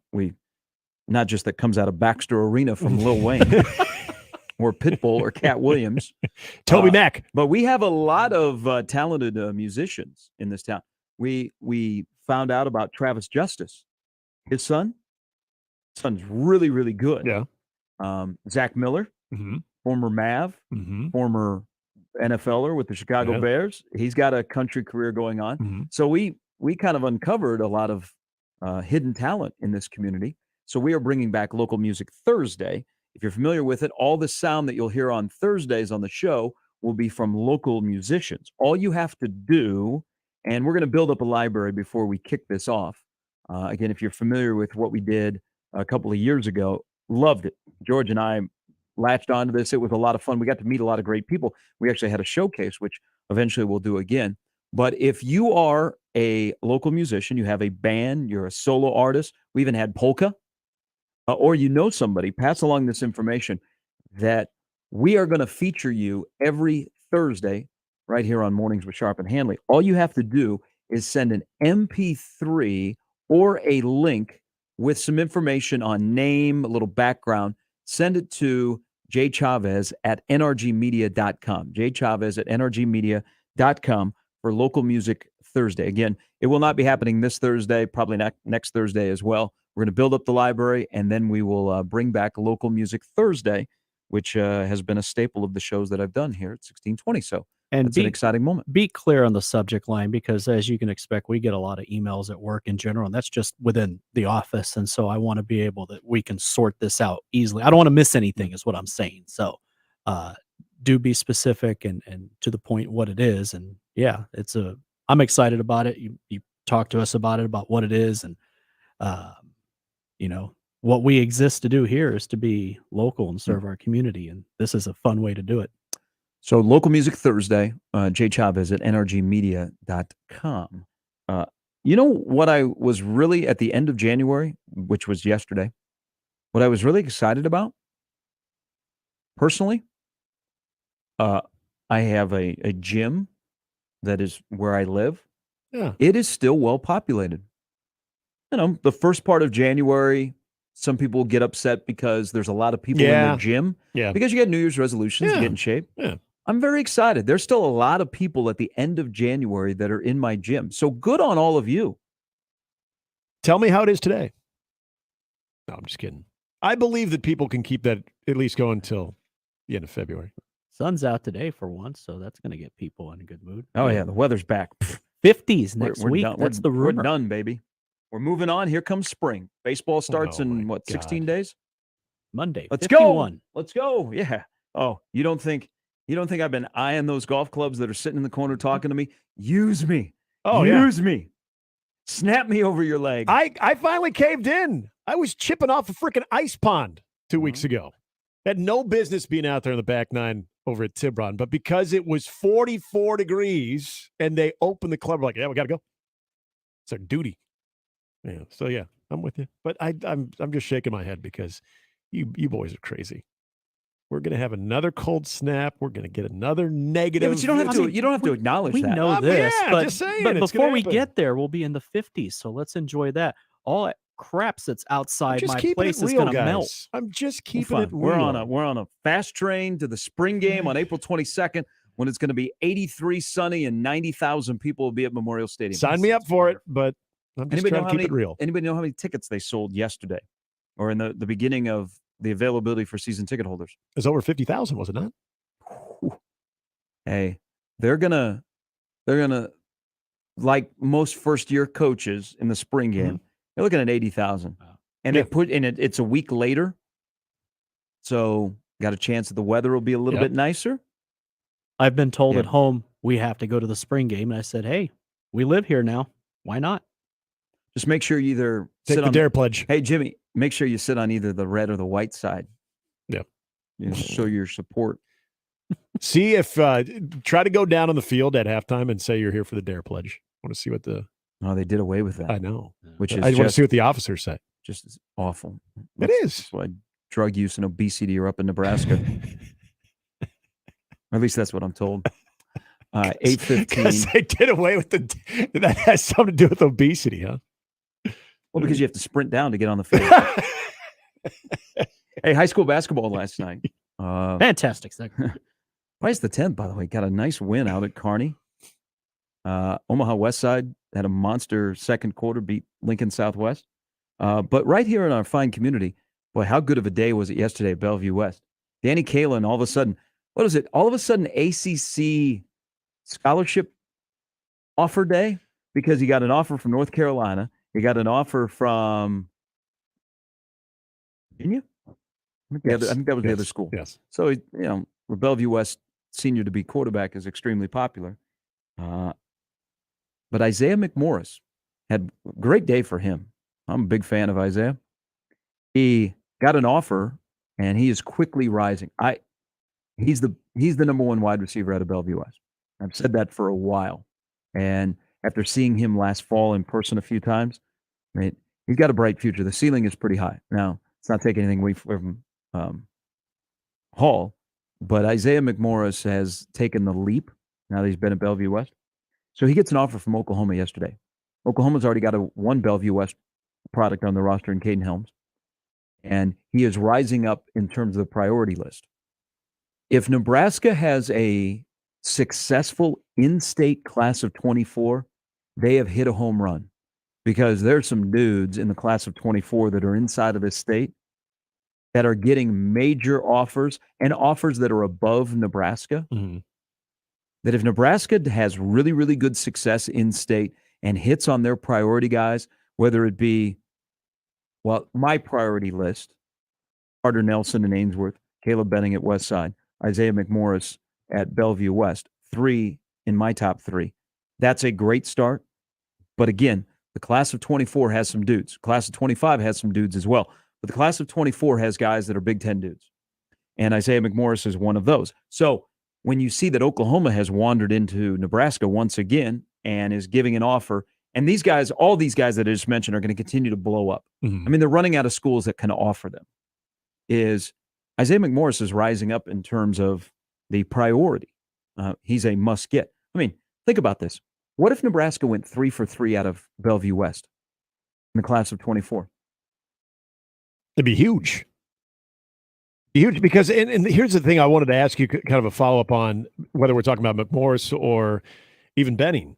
How, if you go back to when Fedoni was recruited, even though he wasn't a Nebraska guy, local metro guy, there was a lot of that sort of, that network of recruits recruiting others. How big do you think, just from that aspect, it's going to be for the in-state guys? Because we know how some of the national guys, like, people talking about, hey, it would also be big if you got Dylan Raiola, because then he would also help you recruit, other people want to, they want to catch passes for him. But as far as the local guys and sort of that I even call it peer pressure, but just the guys that have gone to camps together, that network alone, how influential that could be in the state. Oh, it'd be huge. Absolutely. It would be huge. I think this group, 24-25, is probably more connected together than 24 to 23. Okay. Speaking of which, he said he was not going to sign until later tonight. DeAndre Barnes is just committed to Nebraska. Hey! Colorado defensive back. Your thoughts on him? Woo! Well, the first thought that comes to your mind is you got one out of Colorado. Got one out of Aurora, Colorado. You got a guy that all of a sudden he's coming. Well, that's been a lot of the talk of the Dion and Colorado coming into Nebraska, Nebraska going into there. Nebraska has recruited Colorado. Haven't always won those battles. But now you get a defensive back too. You add to the speed elements as the theme of this class. And on February, that makes 5. What do you make of the early announcement, though? I don't know. He was telling some unless people there that was he was not going to announce it. Yeah, unless maybe there's just bad information. I don't know. He's in, so that's 5 for Nebraska. But what do you like you go watch his film and you can break it down for me. I mean, 6'2" cornerback is kind of intriguing to me. and somebody that runs like that at the 10.6 900. So on that heel of speed and the little adjustment to announce that he's in, just I mean, great for Nebraska, but wild because he I think he was pretty adamant he wasn't going to do anything until tonight. So Isaiah McMorris has speed. And they're just speed with guys that are not linemen, and even linemen, I think they want speed. So what a day yesterday for Isaiah McMorris. So he gets an offer from Oklahoma. I think he tweeted out, wow, which is a big deal. I mean, OU drops an offer on you. That's a big, big deal. Yep. Oh, there, got Caden Helms. But so he goes and plays basketball last night, and Bellevue West playing Sioux City East, which I love. I love the matchup. And Sioux City East was unbeaten until this week, and they've lost 2 in a row. They got absolutely waxed last night at Bellevue. So Bellevue West is unbeaten. They're now 17-0. They're in the top 25 nationally. And we do this, and it's rare that a Class A team will go through and be unbeaten. And Bellevue West has Prep, and then they play Pius, who again got a nice road win at Kearney last night. And then they have, I think, Lincoln Southeast either next Tuesday or Wednesday. You know this. You've been around high school sports before. People are going to start to go, okay, of all the great Bellevue West teams, where are you going to rank this team? The team that is always going to be sort of near and dear to my heart was a team that actually fell short against Grand Island in the state championship. And that was the Marty Levinson, Zach Fortune, Fredenberg team, one of Woodard's first highly successful teams. And they didn't win a state title. And that's the one that I always felt like kind of set a tone for that style for Woodard. But yeah, I mean, especially when you start getting the national accolades too. And I had a nothing to do with this because of me being on the coaching staff, but when Millard North baseball went undefeated in 2005, and we were nationally ranked, I think, 3rd. Mm-hmm. There was a lot of comparisons to the undefeated Northwestern team, where they played only 17 games. We played 35. So, of course, I'm going to say, well, we played more games, more opportunities to lose. And, baseball, you're just going to be a day where you don't have it. It's what we love to do, though. I mean, because especially when you get into national ranking teams, like, okay, well, this team was ranked nationally. That team maybe, 5 or 6 years ago was ranked nationally. Which one is better? And to me, it's always an impossible argument because there's always going to be things that you really like about the team. And it's like, okay, well, if you put them on the floor together, who would win? It's like, you can't do that. I mean, it's kind of a neat thing for Doug Woodard, who has had an incredible Hall of Fame career and the great players and teams that have gone through there. And this team has a chance to go unbeaten. I mean, anybody you talk to in Class A, if you've gone to watch high school basketball, nobody wants to be on that side of the bracket. Hey, if I'm the 2 seed, even if I'm on the 7 seed, if I'm the 3 and the 6, yeah, man, I'm in the tournament. Mm-hmm. I don't have to be on Bellevue West side. Yeah. That's how good this particular team is with Josiah Dotzler, who's headed Creighton, and Jaden Jackson, who will, continues to blow up. But they could go unbeaten.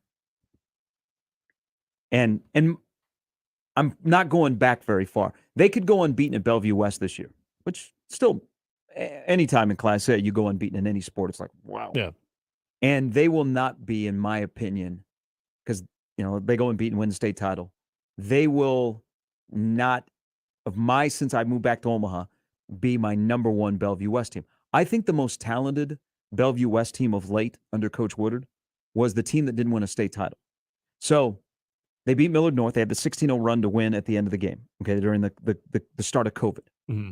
And then the following year, and we're going to look back down the road and just be amazed at how much basketball talent was on the floor in the 2021 season championship game in which Millard North beat Bellevue West. But I think that is the most talented Bellevue West team that lost in the final because you had Frankie Fiddler, Chucky Hepburn, you had William Kyle III, who is tearing it up as a freshman at South Dakota State. And then you had a young Josiah Dotzler. Yeah. To me, that of most recent is the best Bellevue West team. And they, as a core, didn't win the state title, even though a lot of those guys were on the roster the year before, like Frankie had his brother Lewis, and they won the state title.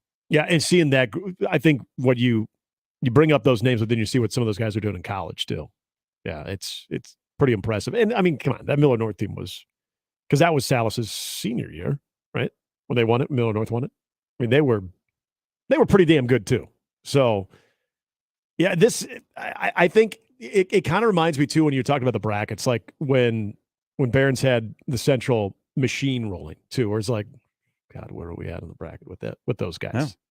You know, and that this is the one thing that I mean, it feels like it was so long ago when I was doing my first ever state tournament on the radio, sports radio 1180, and we were, you know, Doug Woodard was still getting things kind of going there, but watching that team that I'd mentioned earlier, seeing them get all the way to the state championship game, lose to Grand Island, a good Grand Island team, and then from that point on, there just wasn't a lot of down years. Like, to maintain that level, you know, as I've talked about Millard North, like, it's still astonishing to me that Millard North is now considered more of a basketball school. I mean, there's so many ebbs and flows of high school basketball programs where all of a sudden, you know, things sort of shift. The Bellevue West, you got to admit, I mean, from going all the way back to the early 2000s to now, they've been a constant. I mean, they truly have been. And it's hard to find a better coach that has truly tapped into that program than Doug Woodard, tapped into the high school basketball, even as it's changed, than Doug Woodard. Yeah, they are. I mean, it would be impressive if they ran the regular season unbeaten, because they have Prep Pius Southeast, and they do have Bellevue West, or Bellevue East, I beg your pardon. Then they play, this is the Grand Island tournament. They got the team from Cumberland, Maryland, Bishop Walsh. Then they got Millard North at home, and then they finish on the 18th at Westside. So if they run the table, but great accomplishment. I have a little bit more of affection how good the runner-up team in 2021 was. And even the state championship team, I would probably put ahead of this team. Not take anything away from if you had that schedule and you run unbeaten, just the preference and the talent, and also the way who you had to go through. Yeah. And whether people agree or disagree with that, guess what? If you do that, but these are that's like historical. These are like fantastic. This is going on in a barbershop, is have these kind of conversations. Yeah, because there's people that probably would disagree with you, but regardless, if they were to accomplish that, you think of the absolute rare air in Nebraska high school athletics history that you'd be in. Like, I saw the 88 Millard South team that ran the table, and that was like unheard of. It was just crazy to see that. And so, like, you've got very few teams that can accomplish something like that. So regardless of where you stack up against, and again, this goes back to Doug Woodard, that you could have an undefeated regular season team, maybe goes all the way to win a state title, and maybe they're not even considered to be, by, you know, unanimously the best team that he's had. That's saying something about your program. All right, 28 past the hour. When we come back, there is basketball in the zone tonight. Creighton is in action. They're on the road. They're in D.C. to take on Georgetown. They get to say their first half goodbye to Patrick Ewing. Georgetown still has a trip to Omaha. What's the gift? They'll probably give that gift. They'll give the gift in Omaha. Yeah, but you don't make that public because he hasn't left. Well, that's it's like in the locker room, you leave like a rocking chair or something. Isn't that what they do in sports? That'd be such a Richard move. Oh gosh, Mac leaves like a rocking chair, maybe a gold watch. Maybe a playbook. Mornings with Sharp and Handley on 1620 The Zone.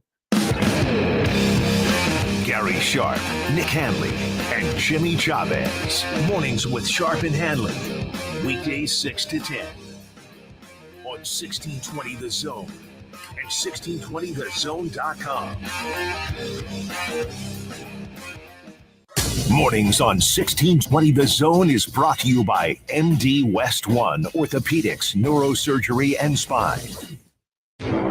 It's the 5K giveaway on 1620 The Zone. Enter to win a $5,000 shopping spree right now at 1620thezone.com. It's the 5K giveaway on 1620 The Zone. Your Omaha area forecast from the Godfather's Pizza Weather Center and KETV News Watch 7 on 1620 The Zone.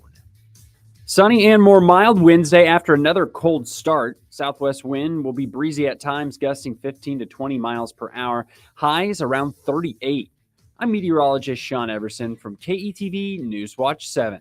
Mornings with Sharp and Handley, brought to you by MD West One Orthopedics, Neurosurgery, and Spine on 1620 The Zone. 1620 The Zone. Traffic. From the time-saving traffic center, we're getting reports of an accident westbound along I-80 at 60th Street, so please be cautious if you are in that area. Along Industrial Road, be prepared for some significant delays from 149th to 138th, and on Highway 370, be prepared for a minor slowdown from 84th Street to Gold Coast Road. As always, remember to stay safe and wear your seatbelts. I'm Chris Scott. This time-saving traffic was brought to you by the Nebraska Lottery. The Nebraska Lottery has raised over $908 million, which has helped to provide more than 117,000 college scholarships, save wildlife habitats across the state, and fund new facilities at the Nebraska State Fair. The Nebraska Lottery, helping to build a better Nebraska. Creighton Sports Update. Creighton men's and women's basketball are both back at home this Saturday as the women host St. John's at DJ Sokol Arena at 1 p.m. and the men host Villanova at CHI Health Center at 6:30 p.m. Limited tickets are still available online at gocreighton.com/tickets. And that's your Creighton Sports Update. 1620 The Zone proudly supports Creighton Athletics. The Blue Jay Zone is brought to you by Barry Law. We're in it to win it. Creighton tennis coach Tom Lilly recently picked up his 500th career win, becoming just the fourth CU coach to reach the milestone. His wife Jean assists him on the women's side, making the accomplishment a family affair. I think the main thing is she knows how stressed out I can get. She's a little more relaxed in that way. I mean, she wants to win. She's very competitive, but she's constantly telling me to settle down. It's different. she brings me down to earth at times when I need that, and probably when the team needs that too. Winning comes without a guarantee. Focus, discipline, and extraordinary effort make winning more likely. Sometimes our greatest wins come from major setbacks.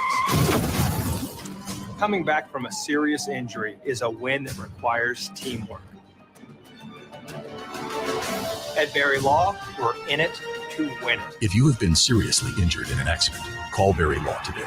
402-999-7777. Omaha Maverick Hockey is now in second place in the NCHC and ranked number 19 in the nation in Division I. And because of you, they're top 5 nationally in attendance and have won 6 conference home games in a row. Omaha Hockey has 2 home series left. Colorado College, February 10th and 11th, and the home season finale and senior weekend with St. Cloud. Get your tickets today as the Omaha Mavericks fight to secure home ice in the playoffs. Get your tickets by calling 402-554-MAVS or by going to omavs.com/tigs. Give your business a whole host of options with Host Coffee. The most impressive selection of office coffee, water options, healthy food options, and vending technologies. Host Coffee, serving you since '72. Be a part of the Host Coffee team today. If you'd like to work for a trusted and loyal family-owned company that understands the needs of working families, Host Coffee has your opportunity. Apply at hostcoffee.net. Stories Coffee Company is now open in Midtown Crossing and Gretna. Stories Coffee Company serves premium roasted coffee along with a full menu of teas, smoothies, breakfast, lunch, wine, local beer, and heavy appetizers. Stories Coffee Company. People love coffee. Make the right call, fans. The Rooferees at John Higgins Weather Guard. Rooferees. And we're back. Mornings with Sharp and Handley. Here's Gary, Nick, and Jimmy on 1620 The Zone. It's time for The Deuce with Jimmy Chavez on 1620 The Zone. All the headlines you need in 2 minutes or less. Oh, we got the other one and the last one. So here's some of the other stuff going around. In addition to the Creighton men being on the road at Georgetown tonight, the women will be in action back home at Sokol to take on DePaul. Blue Demons 11-10. Overall 4-6 of the Big East. Jays at 14-6 and 8-4 in league play. Early tip-off at 6 o'clock. Nebraska women back at home at Pinnacle Bank to take on Michigan State. Big game for the Huskers coming off Saturday's 4-point loss at Iowa. They're 12-9 overall, 4-6 in the Big Ten. Spartans 11-10 and 3-7. Tip-off in Lincoln at 7:30. In softball, Gretna's Billy Andrews continues to receive recognition ahead of the 2023 season. Never too early to start looking ahead to warmer days, with the latest honor coming from the D1 softball on Tuesday, as she was named number 6 on their list of top 10 shortstops. She was named number 58 on D1 softball's top 100 list earlier this month. She also received honors from Softball America, naming her number 45 on its preseason top 100, as well as preseason third-team All-American as an at-large selection. The second-team All-Big Ten selection recorded 20 home runs during the year last year, setting a sophomore record and finishing the season ranked 13th in the NCAA. She batted .330, including 59 hits and 51 RBI, starting every game at shortstop for the Huskers, finishing the year with a .925 fielding percentage, helping Nebraska to its first Big Ten tournament title.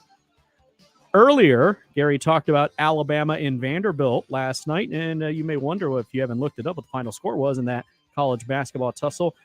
It was 101-44 in favor of the Crimson Tide. Elsewhere in the Big Ten, Maryland knocks off number 21 Indiana 66-55 at home. Iowa beats Northwestern 86-70. Tonight you have the number one team in the land, Purdue, hosting Penn State. And Rutgers, they're 12-2 in league play. They host Minnesota. Their record is not very good. Thanks, Jimmy. Pointing out. Jerry Stackhouse, 4 years at Vanderbilt. And they got beat by 57 last night. Division I college basketball game, 2 Power 5 programs, 57-point deficit. Jerry Stackhouse, 4 years, 16-45 in the SEC, 49-66 overall. People in Nashville are going, why does he deserve a 5th season? Fred Hoiberg, after that loss last night, 34-80. I'd forgotten Jerry was at Vanderbilt. That's how bad it's gotten. Looked like a good hire at the time. It did. Yeah. Yeah. They haven't been very good. And Captain Obvious there. It's kind of it's kind of in a similar way to Nebraska. The Vanderbilt folks are not expecting Jerry Stackhouse or that basketball program to be an elite SEC power, to be at the top half of the SEC every year. Now, as we've seen over the last handful of years now, the SEC has gotten more depth there, but there's not this grand expectation of, hey, you need to be in the tournament every year. We need maybe a second weekend appearance. No, there's nothing like that. I don't think there's anything unreasonable. Just don't lose like this. It's very similar to Nebraska. You know, Kevin Stallings, who has the personality of that wall behind me, was successful. That's an insult to that wall. I might be a little biased. He treated me poorly when I was doing a pit game. Just wanted to have a little sit down. No. He was having none of it. But I mean, he was really successful. And then Bryce Drew came in and won 19 games, got to the NCAA tournament in 16-17 in Vanderbilt, and then won 12-9. And then they brought in Jerry. Yep. And it hasn't worked out in 4 years. Good, not the world of expectations there. So I just don't think that you're up against it, if you will. So Notre Dame and Georgetown are going to be open. Notre Dame is officially open. Yeah. Micah Shrewsbury, who will be back in the state of Indiana tonight with his Penn State team, would seem like a good candidate there. I think Ed Cooley would be the number one candidate at Georgetown. How many other jobs around college basketball will open? And on that note, I'm talking about coaches. Michael Lewis, former Tim Miles assistant, friend of Mornings with Mr. Sharp and Handley, is 15-7 in his first year at Ball State. Coach Lou, who brought his team into Omaha earlier this year, inherited a roster that just needed a little influx of a couple of guys, and Coach Lou is 15-7. So good on him. Has that been, and this is not to say, hey, Fred's on his way out. Okay, I'm not trying to say that. But if that were to be the case, do you always get the sense that's the kind of the popular, the fan favorite, if you will? I don't want to say that's who Trev would want, but the fan favorite as far as getting Lewis here to be the heir apparent or the, I guess, guy that would take over this program. Hear his name all the time. Really? That's the first time that somebody's brought that up. No, I've heard that here in the last maybe week or two of the decision, because it always comes back to, all right, what do you think Trev's going to do? What do you think Trev's going to do? Who would be a guy? And ahead of Craig Smith? Yeah, Craig Smith was before in the fan base? Yeah, recently. Really? One of the guys I talked to, huge Husker hoop head, buddy TJ. And he brings him up all the time. I heard somebody else this past weekend also bring up Lewis. And yeah, Craig Smith was always the one that I thought people would talk about more than anything. But yeah, all of a sudden I heard that name recently. I'm like, is kind of shifting over there just because of what he's doing at Ball State? Just something to I think about that side, but not heard that from anybody. That's I don't know, he's only it's his first year. It's his first year as a coach. Right. As a head coach. I mean, I'm not disparaging Coach Lou because I love him, and if he came back to Nebraska, he would have to follow up on a bet that he owes me about cooking a steak dinner. Well, it'd work out well then. I don't think so. Yeah, I started hearing that name, and I'm like, I think his path is staying in the state of Indiana and eventually ending up at his alma mater. Well, as you brought that up, it jogged my memory again. I'm like, gosh, I've been hearing that a lot. Not that you were bringing up, hey, Nebraska, keep your eye on them, but just mentioning a former Tim Miles assistant. People, the people that will get into this conversation immediately go to Craig Smith or Nico Medved. Mm-hmm. Craig Smith almost 8 out of 10 times. But yeah, just heard Mike Lewis here recently. I'm like, maybe you're hearing that. I don't know. No, that's interesting. That's the first time I've heard that anywhere. Nebraska football, by the way, is done for the day. They've got their 5 that are in. DeAndre Barnes, 8:40 in the morning, who is the cornerback from Colorado, is in. He was going to announce later tonight, but he is already in. That's a good school for Nebraska to be in. That's a good high school at Aurora Jesuit, where Jack Stoll, by the way, playing in the Super Bowl. Mm-hmm. Yeah. And they already went in there with Hayden Moore, and now they get DeAndre Barnes out of there. So Nebraska has 103 scholarships that are committed. 103. If I'm counting right on the early enrollees, they will have nearly 80 scholarship football players available for spring football. Now there's going to be probably some news come out, and I'm not speculating. I don't know anything inside, but some guys that will not be able to go through full spring that we don't already know about, like a Buford and a Thompson that we already know will not be a full go for the spring. But they're going to have nearly 80 guys, scholarship guys, that'll be able to go through spring football. It's amazing. But they'll have to go from 103 to 85. And now they start working on the class of 24 and what the priorities will be. And it starts at the top with Dylan Raiola, who has changed high schools again. He's going to go to Phoenix Pinnacle High School. So he's transferring from Chandler. I don't know how it works in Arizona, if he'll be eligible right away or if he has to sit out, a game or two. But he is changing high schools, and so that would be the 3rd high school in 4 years for Dylan Raiola. But that'll be the complete focus at 24, and then whatever happens there, you work on down. But there are a lot of, as you know, Nick, there's a lot of local guys, in-state guys, that you watch and you go, why doesn't he get more attention? Where's an offer? Boy, he's a guy that could blow up. And watching Elkhorn South play this last fall, and they already have 2 Nebraska commits on their roster. They have Maverick Noonan and then Cole Ballard. Is Ashton Murphy, who is a lineman. Good size, fits perfectly in Guy Rosenberg's system. The kid's tough. And about 6'5", 230, 240. And I remember saying on a couple of the broadcasts, this is a guy to watch out for. Because it seems like Elkhorn South always has like a junior lineman that they have a really good junior year.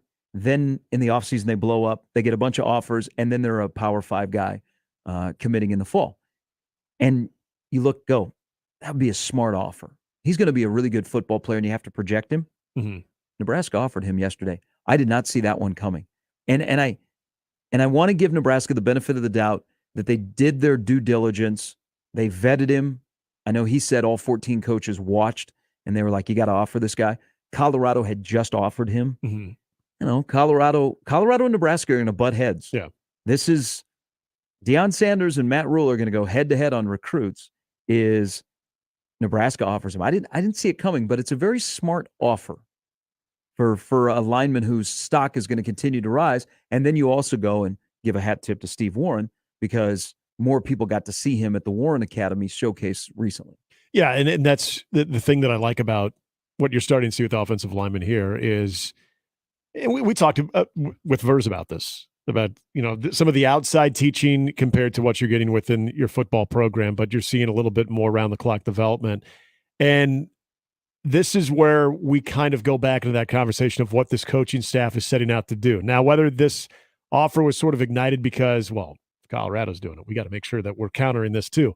But it does sort of go into the theme of development. And if you feel like there's a jump between the junior and senior year, we're going to go ahead and head that off. we're going to make sure that we're in good position early in this process as opposed to getting there too late. And how many times have we talked about that with some of the in-state guys with previous coaching staffs? And again, I'm not just talking about Scott Frost, not even Mike Riley, some of Bo's misses where you were too late to the party, and that player, that student athlete wasn't shown the love. So look, if you feel very confident in your system, that I think Matt Rule has clearly displayed that they do. And, now having what they're going to try to get done with the offensive line with Matt Rule sort of also having a strong hand in that, it makes all the sense.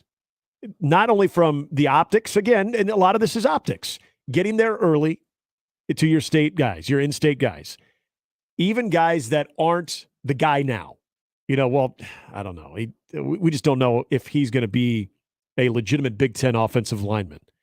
So we're going to maybe wait and see how things play out in his development. No, you're betting. You're not necessarily even betting on the kid, in my opinion. You're betting on your staff, and you're also showing the optics of we're getting in there early, and you make that consistent. That could pay off. That could really pay off for this group. I heard a coach recently.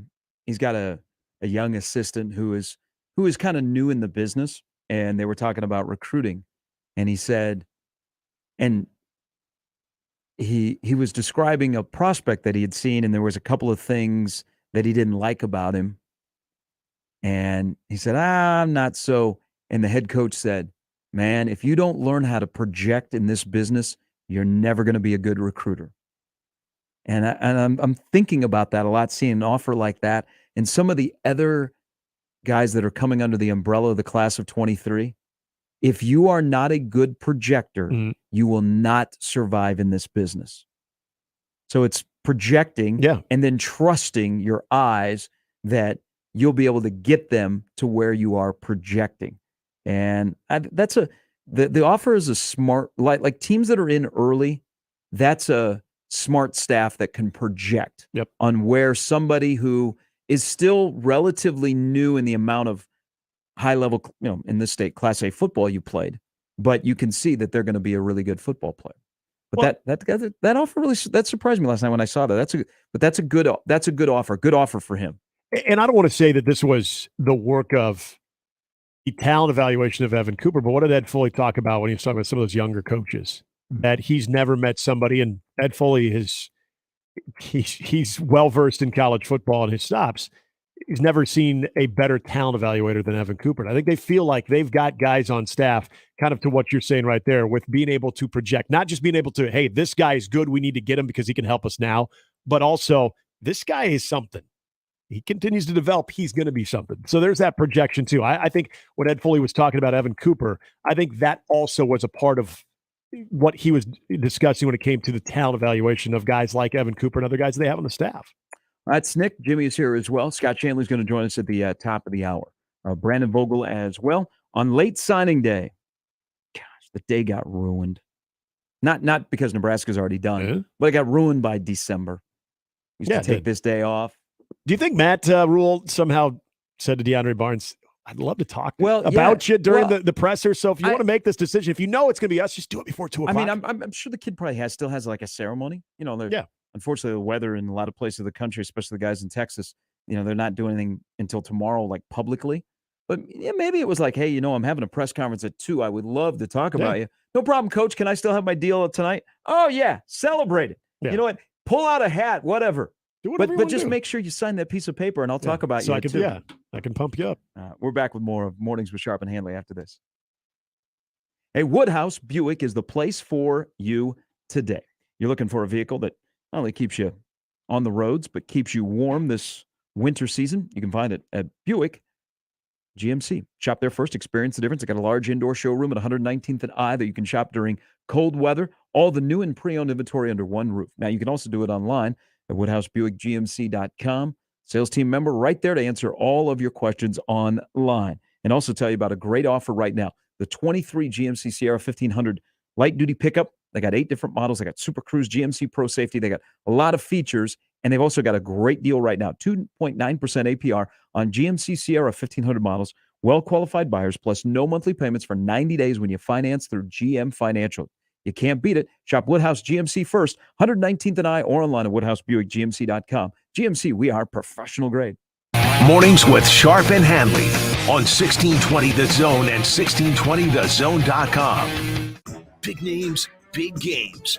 We've got them all. 1620 The Zone.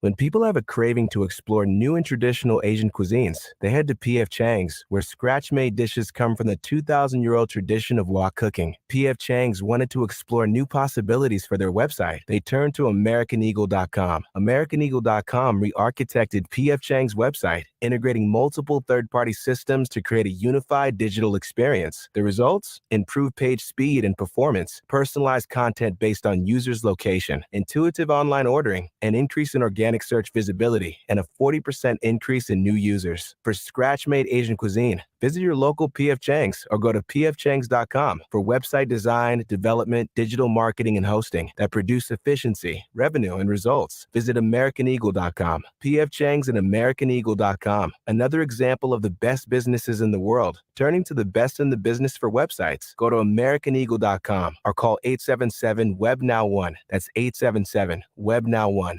Welcome to Digital Express. On the Fort Omaha campus of Metropolitan Community College, Digital Express is an inviting space for people to learn and interact with technology. It's a place where multiple generations can feel comfortable, a place where K-12 students can come for support and workshops, a place where families can connect, learn, and create, and a place to ask basic questions about technology and receive low-cost technology repairs. For more information, visit mccneb.edu/Digital Express. Research shows listeners prefer a personalized experience. So to help you remember, Liberty Mutual customizes your home insurance. We personalized this ad for Amber, who really misses boy bands from the 90s. Hey girl, I'm the cute one, here to tell you how Liberty Mutual customizes your home insurance so you only pay for what you need. I'm the heartthrob. The only thing I love more than you is saving. And I'm the other boy in the band everyone forgot about. Just happy to be here. Only pay for what you need at libertymutual.com. Liberty, liberty, liberty, liberty. MD West 1 and the Ortho and Spine Urgent Care are now open on the southwest corner of 192nd and Dodge. MD West 1 is voted the #1 private medical practice in Omaha for orthopedics, neurosurgery, and spine. MD West 1's new location in Fountain Ridge includes the Ortho and Spine Urgent Care, where walk-ins are welcome. See the specialists directly for any bone, joint, or muscle injury or condition. Go to mdwest1.com for details. Omaha Maverick Hockey is now in second place in the NCHC and ranked number 19 in the nation in Division I. And because of you, they're top 5 nationally in attendance and have won 6 conference home games in a row. Omaha Hockey has 2 home series left: Colorado College, February 10th and 11th, and the home season finale and senior weekend with St. Cloud. Get your tickets today as the Omaha Mavericks fight to secure home ice in the playoffs. Get your tickets by calling 402-554-MAVS or by going to omavs.com/tickets. Give your business a whole host of options with Host Coffee.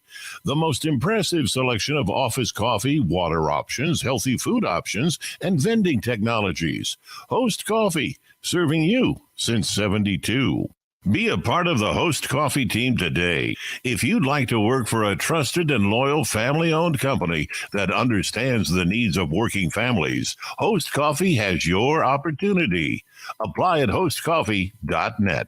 Omaha Maverick women's basketball heads to Minnesota for a weekday matchup with the St. Thomas Tommies. Tip-off is set for 7 p.m. Thursday night. Hear all of the Omaha women's action against St. Thomas at 7 p.m. Thursday on 1180 The Zone. And we're back. Mornings with Sharp and Handley. Here's Gary, Nick, and Jimmy on 1620 The Zone.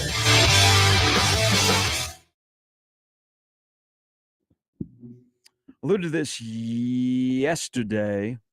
So Nebraska has a late signing day press conference at 2 today. What will Matt Rule talk about outside of his 5? What has happened lately? I think a lot of it will center around him and Dion. It might get him more about Ed Foley. Yeah, let's get some more Ed Foley stuff. Can't have enough. I think a lot of it's going to be just the last month making the stops around Nebraska and how that's been, and it's going to be kind of similar line of questioning I think that Ed got. just the other day. How soon before a question about Deion Sanders comes up? Or will it? Will anybody in the Nebraska media corps ask him about Deion Sanders? Well, there was a little bit of a mention during the bussing with the boys, so it could be topical. Yeah. Channel 3 Sean says, just talk to Jalen Lloyd. What, just random? Channel 3 Sean over at Westside? He doesn't disagree with your assessment of the fastest class in college football. He also mentioned another kid other than Malachi who runs a 10-2, didn't catch the name, though. I believe he was talking about Bryce Turner, who was in the December signing period. Scott Shanley's going to join us a little bit. There is basketball tonight here on the Zone. Don't overthink this. It's not a debate if it's a must-win or not. It is a must-win for Creighton. They are playing well. They go on the road. I know winning on the road is difficult.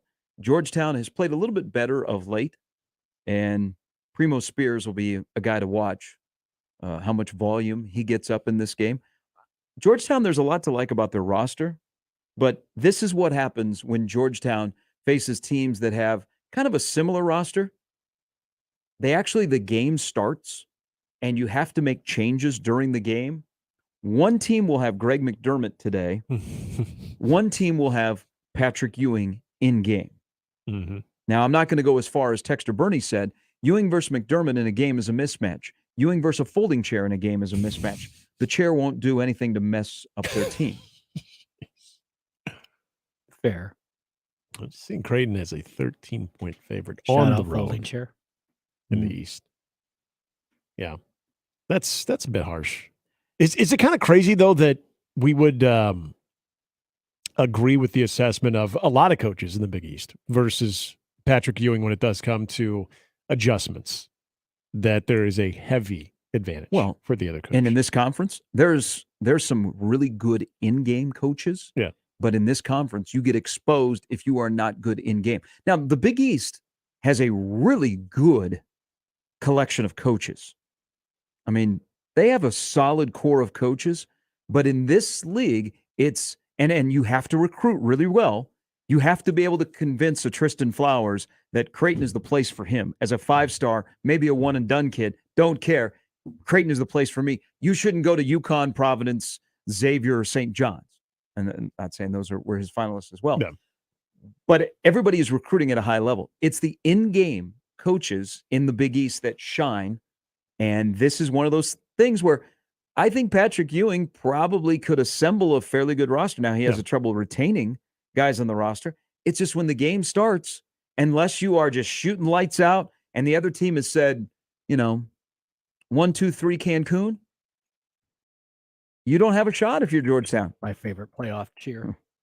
So, but don't overthink this. Don't say, oh my God, don't even utter the word must win. It's just, you have to win the basketball game. Mm-hmm. You're the better team. You're playing well, and look who you're playing. Yeah. And I imagine there will be points of this game where it's close, and then there'll be a patented run, and it'll end up hitting the number. Yeah, I think that number is,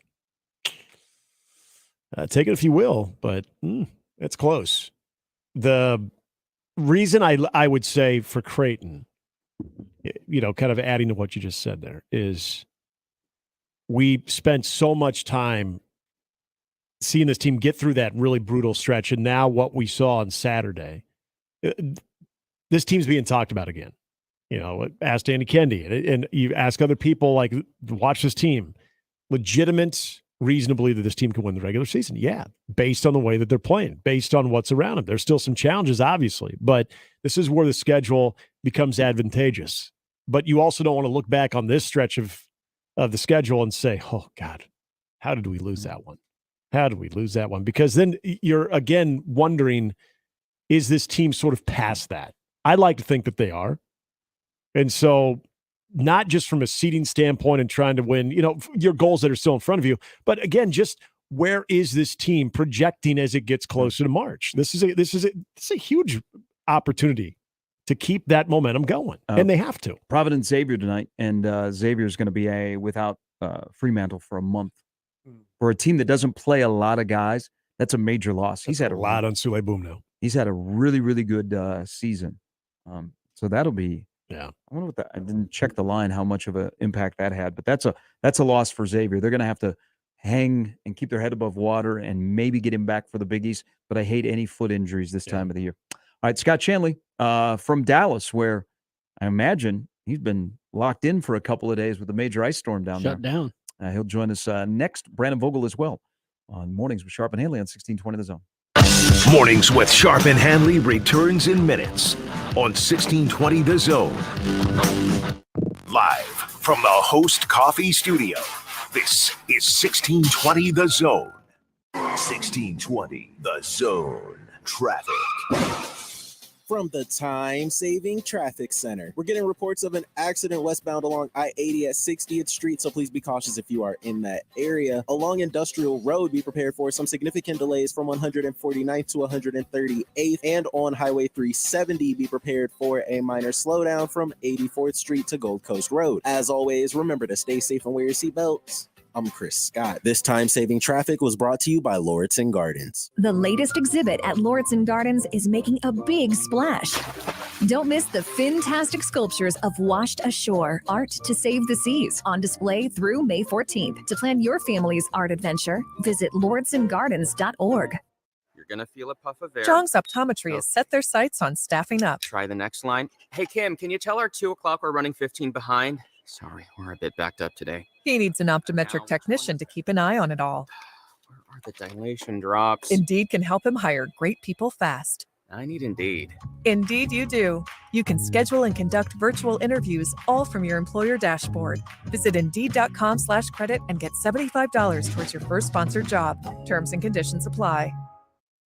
I always wanted to learn Spanish, but I never thought I'd have the time. Then I discovered Babbel. Babbel's lessons are fun.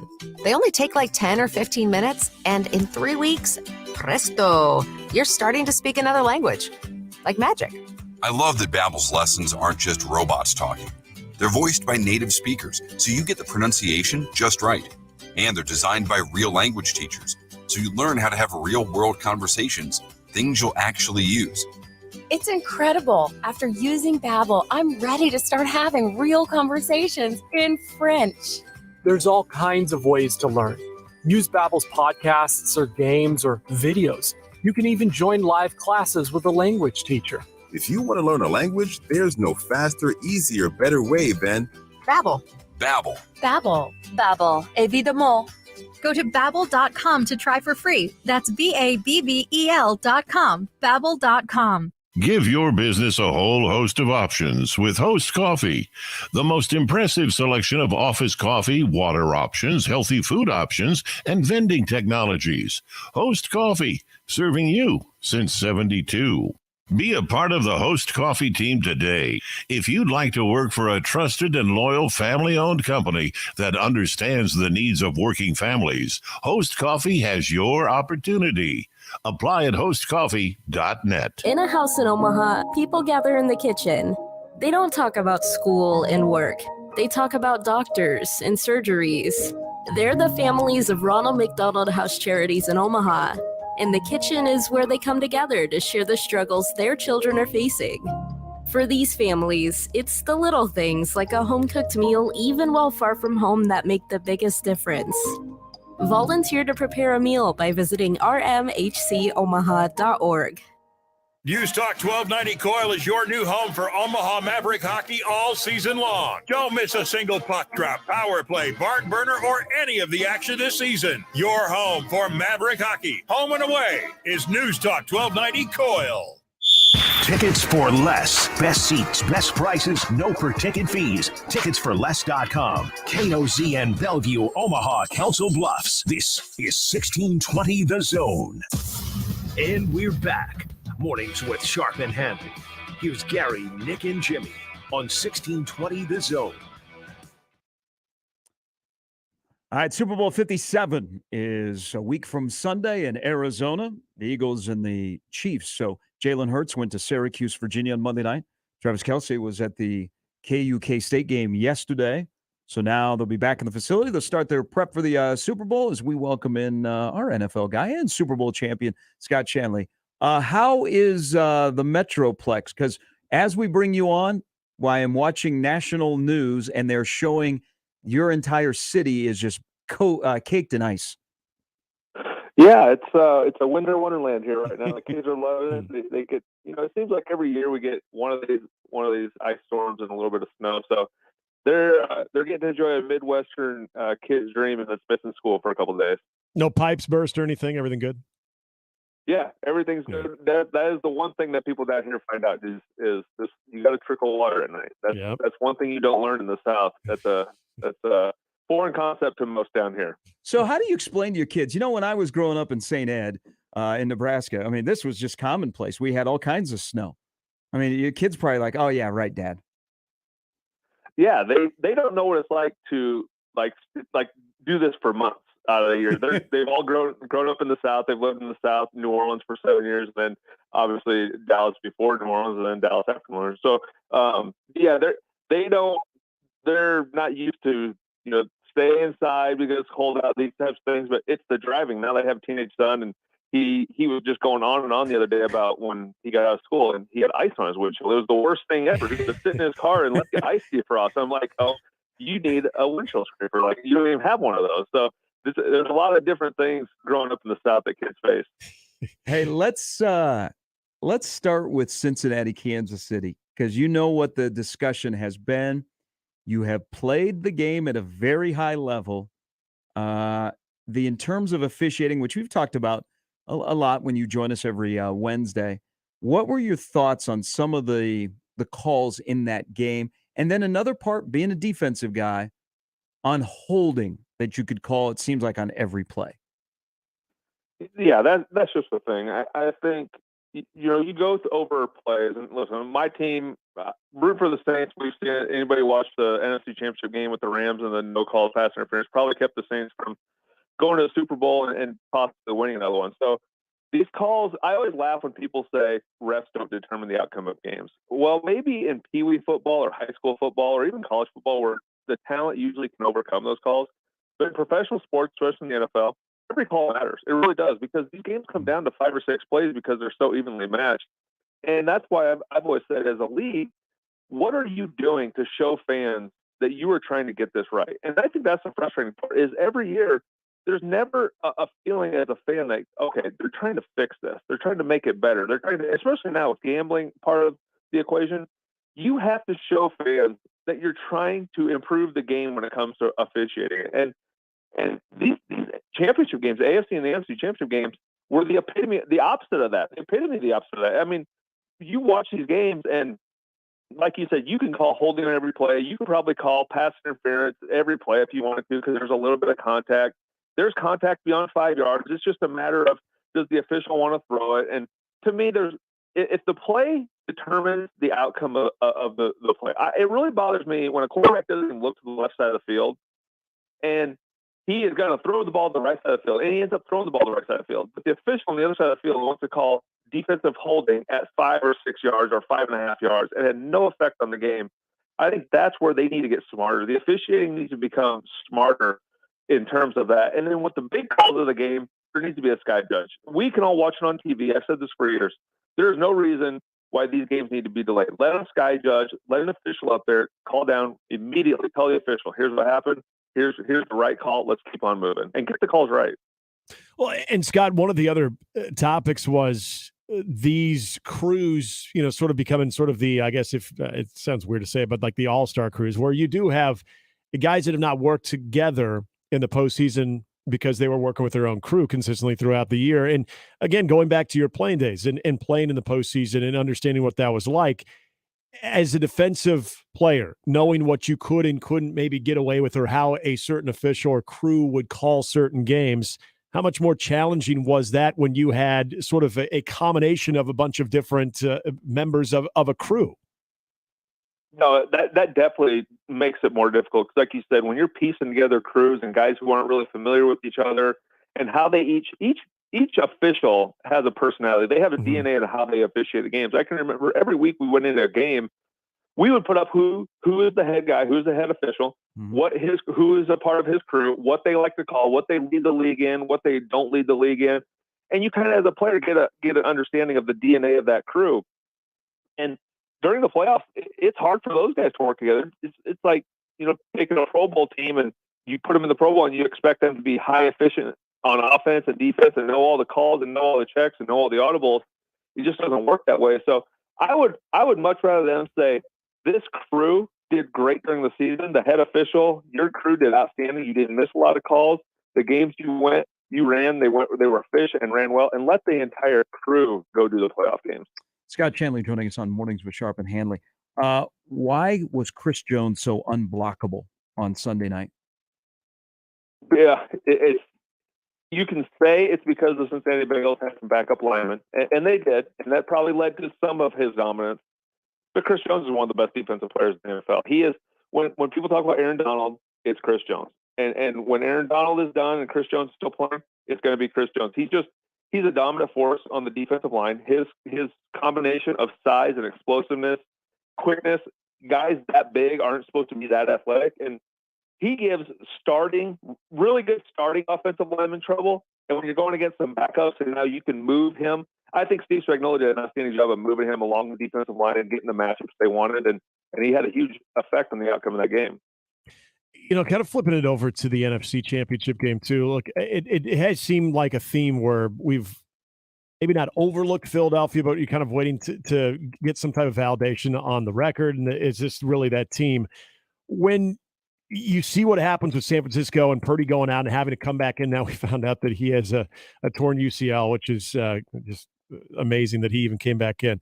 You think about how people are viewing this Philadelphia Eagles team, because I know there's a section of people saying that, well, if Brock Purdy plays that entire game and he's healthy, maybe this thing goes the other way. Do you believe that? Or do you still believe that Philadelphia is that good of a team and this is a team that should be favored in the Super Bowl?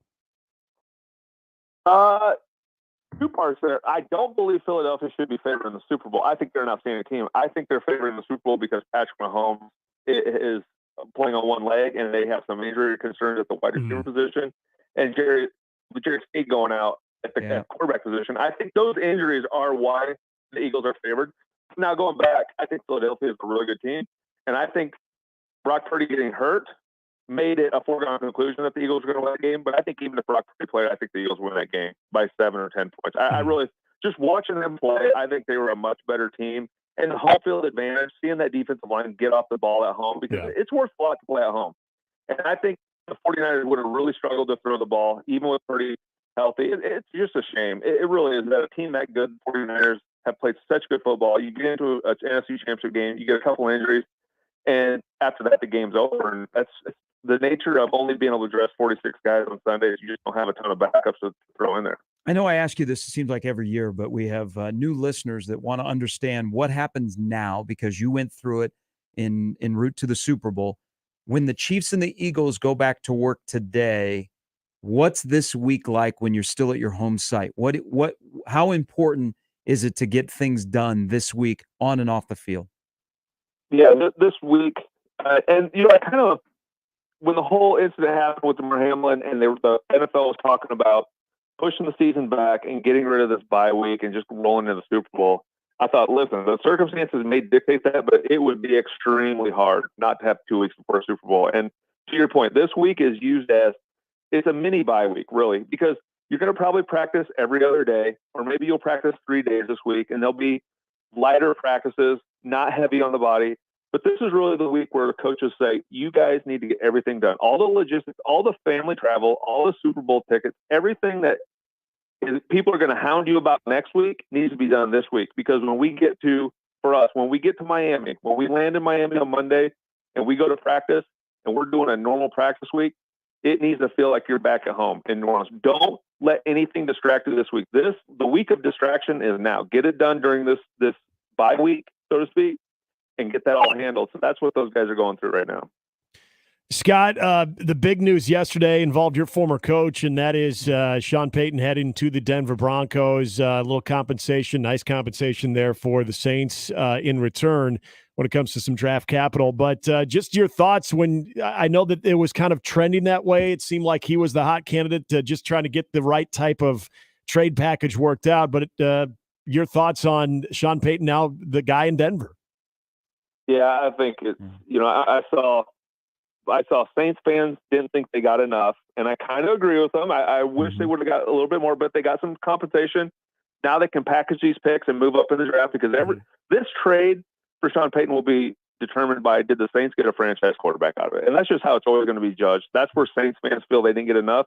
I look at Denver Broncos fans, and they're saying they gave up too much because they don't have very many draft picks. Yep. Denver Broncos fans, I can assure you got the better end of this deal. You basically gave the second and third round picks are a wash to me. You gave up the 29th, 30th overall pick in the draft for a Hall of Fame coach who's going to revitalize your program, who's going to get Russell Wilson playing back at a level that we all saw him play at Seattle. And there's going to be, when Sean Payton walks into a room, everybody is going to sit up straight and listen. He is going to get your program back to where you want it. He's in a tough division. So from that standpoint, it surprised me that he went to the Broncos to be in a division with a potential dynasty with Mahomes. And it's a tough division. It really is. Mm-hmm. But it's a good organization. For me, I would have liked to see Sean go to Houston. They had a lot of draft capital to trade. Maybe go to the Chargers with a franchise quarterback. For me, I would have liked to see Sean go resurrect another program and win a championship at a place that's never won a championship, because he did it in New Orleans. I think that would add to his legacy more, because really the Broncos aren't too far removed from Super Bowl success, but it was a good fit for him. He has a really good quarterback. He's got a really good defense. He has good ownership. He's happy with the ownership. So I'm happy for him, because I think he needed that refresher year, and he got that. And now I think the Denver Broncos fan base will benefit. So he went 7-2 with Taysom Hill as his quarterback. He went 5-1 with Teddy Bridgewater as his quarterback. Now he inherits Russell Wilson, Scott. And, the Broncos, which have a lot of money to spend, but not necessarily on the roster because of the cap limitations, they have a very rich owner, they just dealt 3 first-rounders, 3 second-rounders, and more additional assets to get a head coach and their quarterback. What do you think the offense under Sean Payton with Russell Wilson will look like? Will it look like the maybe 2016 Drew Brees? What form do you think he will run that offense to try and get Russell Wilson back to where he can be an asset for them? Well, the one thing about Sean Payton is he's going to adapt his offense to the skill set of the quarterback and the guys he has on the offense side of the ball. And he's one of the best offensive minds I think our team has ever seen. To your point, he won a lot of different ways. He took Drew Brees. Drew Brees was a good quarterback, turned Drew Brees into a first ballot Hall of Famer. And you could see, just what he did, the timing, the efficiency. It seems like the great play callers are always a step ahead of the defensive coordinator, and they can see the play call coming 2 plays away. And that's how Sean Payton always operated. But I think the offense there will look different. I think there's a few factors, a few variables for the reason why. It's different playing in Denver outside on grass than it is playing in the Superdome. It's a little bit easier to be a high-flying offense and be a more efficient. I think the Denver Broncos are probably going to run the ball more than you saw with the Saints. And I also think that Russell Wilson's skill set is entirely different than Drew Brees. They get compared because they're shorter quarterbacks, but to me, and I'm probably biased, but Drew, to me, is the most accurate quarterback in NFL history. You look at his completion percentage, like 70% completion percentage. I don't think Russell Wilson is that guy. So I think you're going to see a little bit of variation in Sean's offense than what you saw with the Saints for that reason. I'm assuming you had an opportunity to do this a year ago when the Tom Brady news came through, and now it's official again. So if you can kind of go back to your original thoughts this time a year ago and lay them back out, because let's be honest, Scott, it felt sincere. I thought Gary brought up a good point too. It seemed like he did this on his terms last year. It wasn't necessarily on his terms because the news had leaked before he could get in front of it. But when you just kind of think about his impact on the sport, what he means, and what's kind of ahead, what comes to mind when you think about Brady now? Yeah, I think Tom, obviously, a lot of guys who have, some type of stature, play a long time in the league, have a lot of doors open when they're done. Certainly Tom Brady's going to have every door open that he wants to walk down.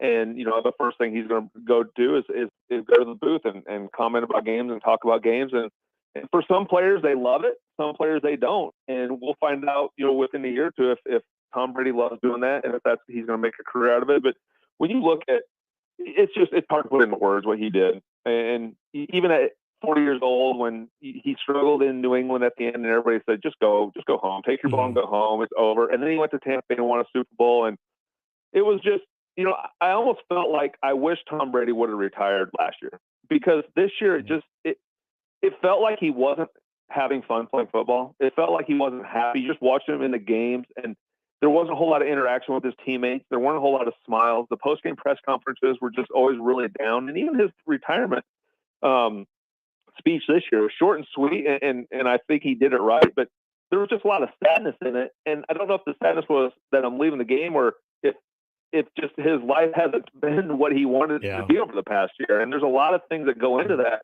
But I almost wish Tom would have walked away from the game last year, because it wasn't fun watching him play this year and not have the energy or the fun that you got used to seeing him playing with. I agree. Hey, Scott, as always, we appreciate it. Stay safe with the weather in the Dallas area, and we look forward to a week from now, and we'll break down the Eagles and the Chiefs. All right, sounds good. It's Scott Chandler.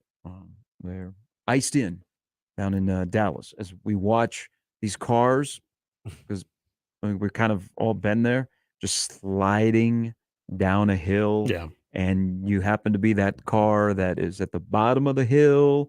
And you know what's coming. Yeah. It's the most helpless feeling. It is the most. I've been the one sliding down before, and thank goodness I missed a car that I was heading towards. But it's the worst feeling. But you also see like people just like abandoning the cars too.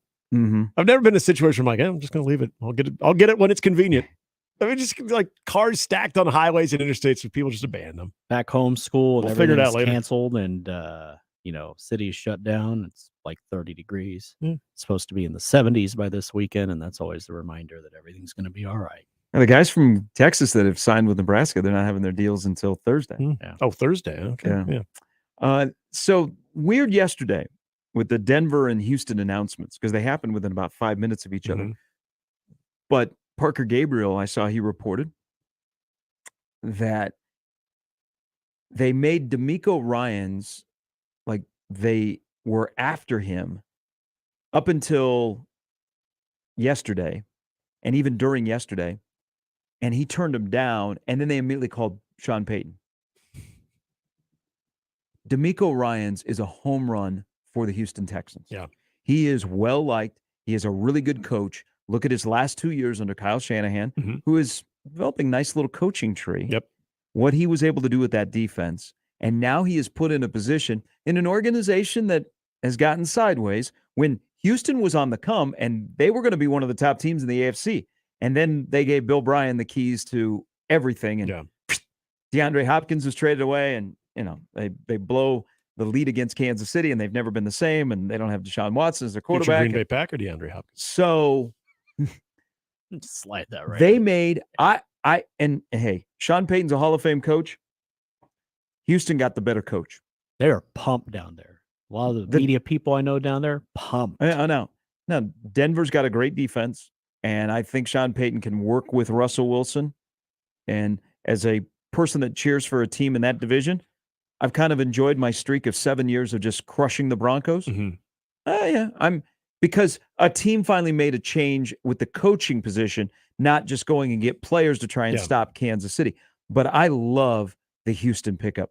I think D'Amico Ryans is great. You see that he is interested in Troy Walters as his offensive coordinator. Talk about guys that have essentially gotten fired as assistant coaches in Nebraska that have fallen forward. Troy Walters is that guy. He goes and works for Zach Taylor as a wide receiver coach.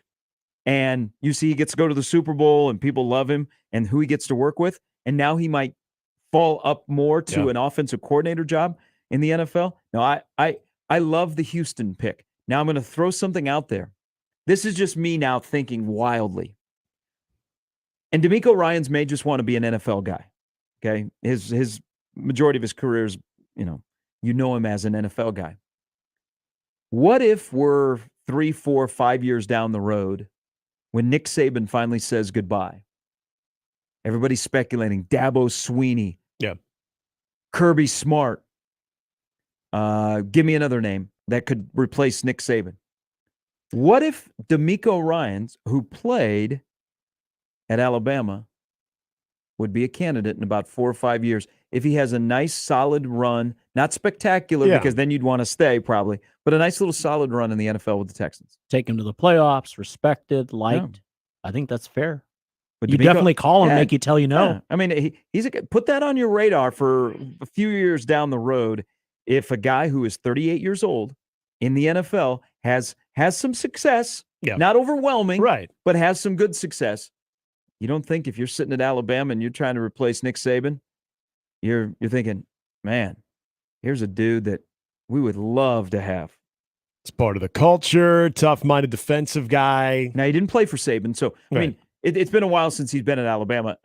What about 17, 18 years? Because he played for Mike Shula. Yep. But he's still an Alabama guy. Part of, Yeah. Part of the Alabama culture. They're like, how much are they paying you? We'll double it. So, real quickly on this hire, though, can we just say more than anything from a year ago, this just makes more sense. I mean, for Houston Texans fans, I feel for you a year ago because when Lovie Smith was named the head coach, and I love Lovie. As a Chicago Bears fan, Lovie will always be revered, highly regarded. But it didn't make any sense. It was almost like a panic move. Like, I don't know, Lovie's available.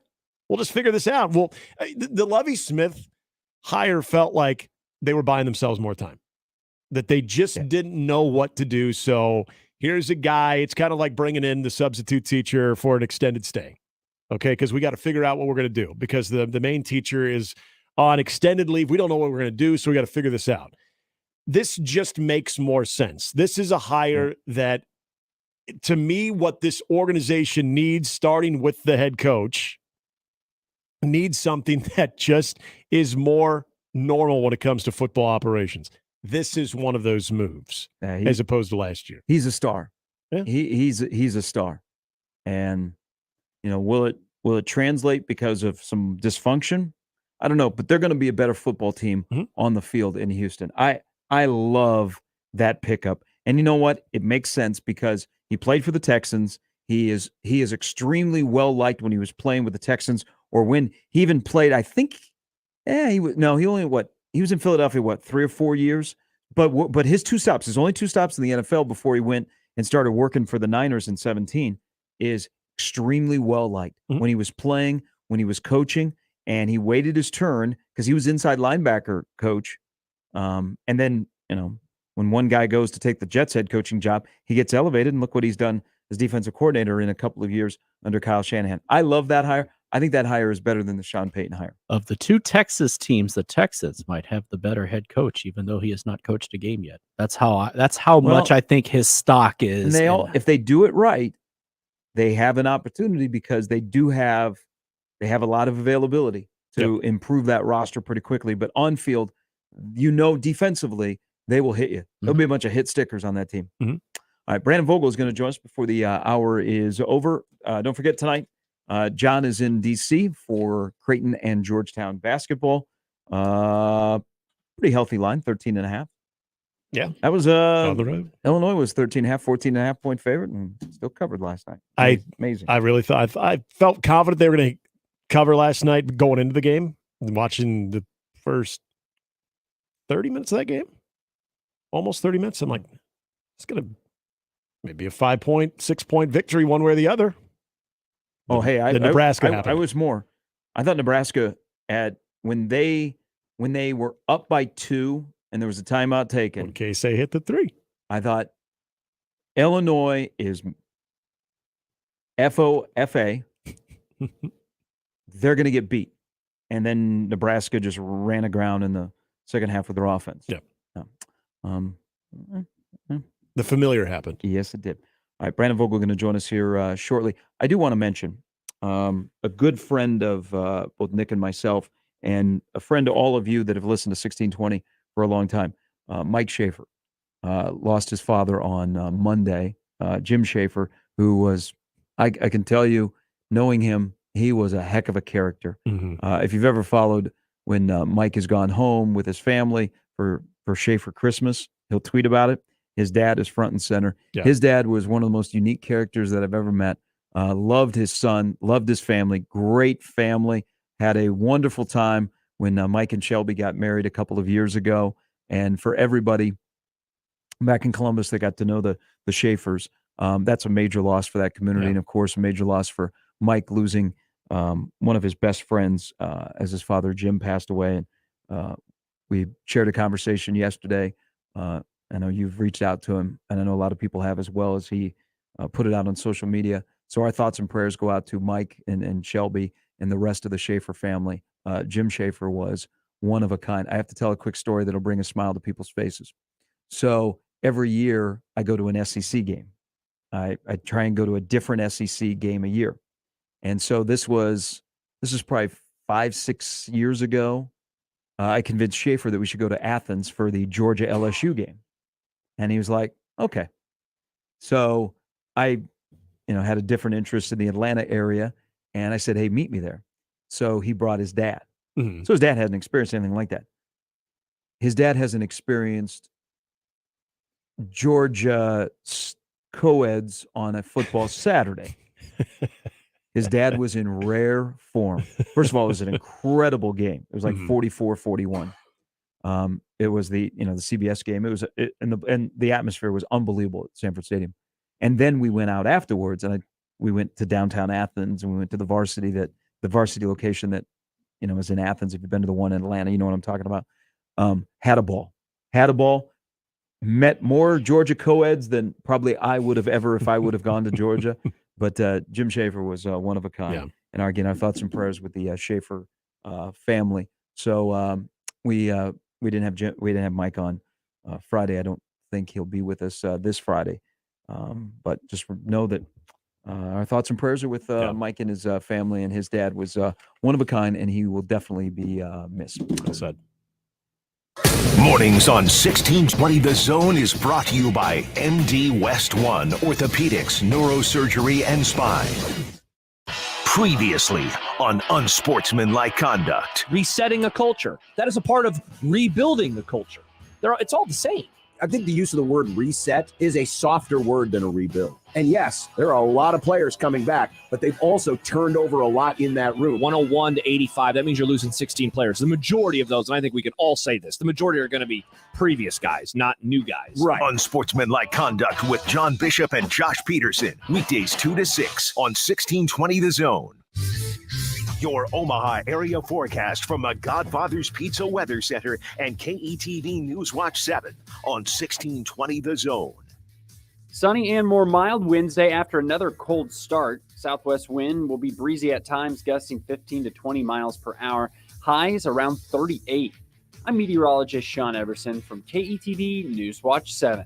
Mornings with Sharp and Handley, brought to you by MD West One Orthopedics, Neurosurgery, and Spine on 1620 The Zone. J-Tech Construction reminds you that this time of year, your home's energy efficiency is under tension. Don't let your windows cost you by raising your energy bills this winter. J-Tech Construction will come out and provide you with a free estimate on upgrading your windows and keeping your energy costs down. They have custom-made, energy-efficient windows that keep the outside out with the professional installation you would expect. Contact the official exterior and solar experts of the Huskers. J-Tech Construction, your exteriorexperts.com. Are you looking for tickets for the next big event? Be sure to check out my friends at ticketsforless.com. They're going to take care of you all of the best seats to the biggest local events, and they've also got great seats to events nationwide. Now, the one thing with ticketsforless.com that I love is they never charge per ticket fees. And you know what? With that, you can save hundreds of dollars over other resale websites. You can lock in a special discount right now when you use the special code THEZONE at checkout at ticketsforless.com. Simply enter the code THEZONE at checkout, and you're going to earn an exclusive listener discount. Memories for life start at ticketsforless.com. Smart homeowners know that proper maintenance of their home's AC can save a bundle in the long run. Trust our comfort specialists at 1 Hour Heating and Air Conditioning to keep your AC running strong. A proactive tune-up can actually help your AC run more efficiently and save you money on your electric bill. Just call 402-788-1234 to schedule your preseason tune-up for just $79. Always on time, or you don't pay time. Independently owned and operated, licensed in their respective state or county. It's time to find a career that's right for you. Metropolitan Community College can help you find a new path forward on your time. Whether you need a degree that puts you on a path to a new career or need to finish a degree you've already started, MCC makes it affordable and convenient with a flexible class schedule, online or on campus. It's your time to path forward. Let MCC show you the way. Register today. Classes start March 9th. Apply today at mccneb.edu/adults. Gary Sharp, Nick Handley, and Jimmy Chavez. Mornings with Sharp and Handley. Weekdays 6 to 10. On 1620 The Zone and 1620thezone.com. Omaha Maverick Hockey is now in second place in the NCHC and ranked number 19 in the nation in Division 1. And because of you, they're top 5 nationally in attendance and have won 6 conference home games in a row. Omaha Hockey has 2 home series left. Colorado College, February 10th and 11th, and the home season finale and senior weekend with St. Cloud. Get your tickets today as the Omaha Mavericks fight to secure home ice in the playoffs. Get your tickets by calling 402-554-MAVS or by going to omavs.com/tickets. Equitable Bank. We take banking personally. EquitableOnline.com. Now back to Mornings with Sharp and Handley on 1620 The Zone.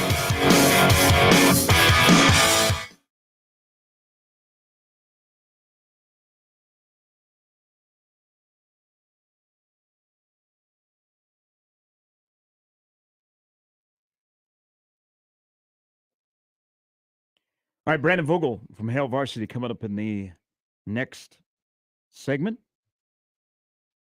Welcome back into Mornings with Sharp and Handley. Tom Brady has retired again. This is for good. Announced it earlier today. It is late signing day in college football. Nebraska's got 5 in. DeAndre Barnes, the lanky 6'2" speedster who plays cornerback, has said yes to Nebraska. He has signed his papers. Thought that wasn't going to happen until later tonight. So Nebraska goes into Colorado and gets one. Matt Rule will meet with the media at 2. Keep an eye on Iowa City at 3. So Iowa will have a late signing press conference. We're going to get a Brian Ferentz update. Bill O'Brien loves him some Brian Ferentz. Bill O'Brien is now in the NFL. Brian Ferentz, I'm sure we will get an update. Brian has a connection with Bill Belichick as well, no? Yeah, well, so it almost makes too much sense. Kind of where he got his start. It would be what do they say, a golden parachute? Yes, when you leave somewhere. the golden parachute. Would that be the golden parachute from Iowa? What'd you say earlier? Falling forward? There you go. Well, it's... Would you be... It's the NFL. Yeah, well, yeah, but... That case, it wouldn't feel like me would be falling forward if you go from being the OC at a Big Ten school where you go back to the NFL and it's not like a similar title. Because I imagine it would be like your staffer. He was a tight end coach on the Patriots staff when O'Brien was the OC. Yeah. So keep an eye on that. They could make some noise over in Iowa City today. This could potentially be a bad day for Nebraska. Saying. Good day for Iowa, bad day for the rest of the Big Ten. Yep. So Matt Rule, again, will meet at 2. And now he'll start to work on the 23 season. Will his first order of business be, what am I going to do with my quarterbacks? February 1, I have to ask this because we're required by Omaha Sports Talk Radio. Have you picked your quarterback? Yeah, I did. Yeah, you already asked me, and I'm not going to. No, I got to ask every first of the month. Have we picked our quarterback? The popularity contest. Yeah. Picked your quarterback because you got to choose a fighter, Jeff Sims or Casey Thompson. Casey. I'm not going to be flipper on this. Ooh. I don't know. We haven't seen much of Casey. I know. We've seen a lot more Jeff Sims at community events. I know. Jeff Sims getting a lot of love. I'm sure there's some Jeff Sims throwing video that is out there. I can't be flipper on this. Okay. I committed to this the first time you asked. This is going to be a major storyline. I say you need both of them because I don't see either one of them making it through singly. Is that a word? 12-game season. But it's going to be a back and forth on your preference and the narrative that is pushed. Well, the spring with the crazy amount of competitions be going on with the scholarship limit and the number that Nebraska currently is at, which 103. Am I crazy to think not just Sims getting reps, but who thrives behind him in the spring? Because that's also part of, I think, the quarterback conversation that's sort of in the background is, where's Chuba at? Oh, it's Survivor Island. Yeah, it is. Where's Logan at? Like they're gonna cut guys like after every practice. The Rule will meet with the media and he goes, "It's gonna be a road ceremony." Today's cut is.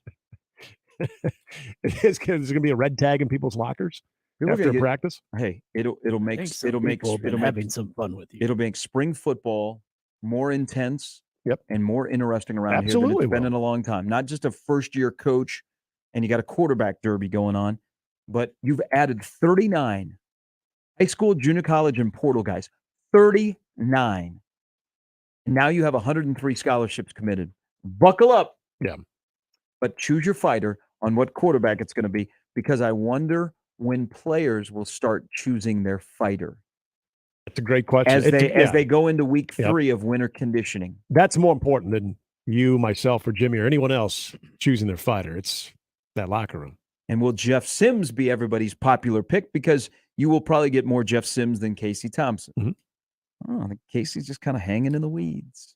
It's going to make both of them better, but Nebraska will need both of them for this upcoming season. All right, we need Brandon Vogel and his knowledge coming up next from Hail Varsity on Mornings with Sharp and Handley on 1620 The Zone. Mornings with Sharp and Handley on 1620 The Zone and 1620thezone.com with Gary Sharp and Nick Handley. For the Jays, the Huskers, and even you Jayskers, we are 1620 The Zone.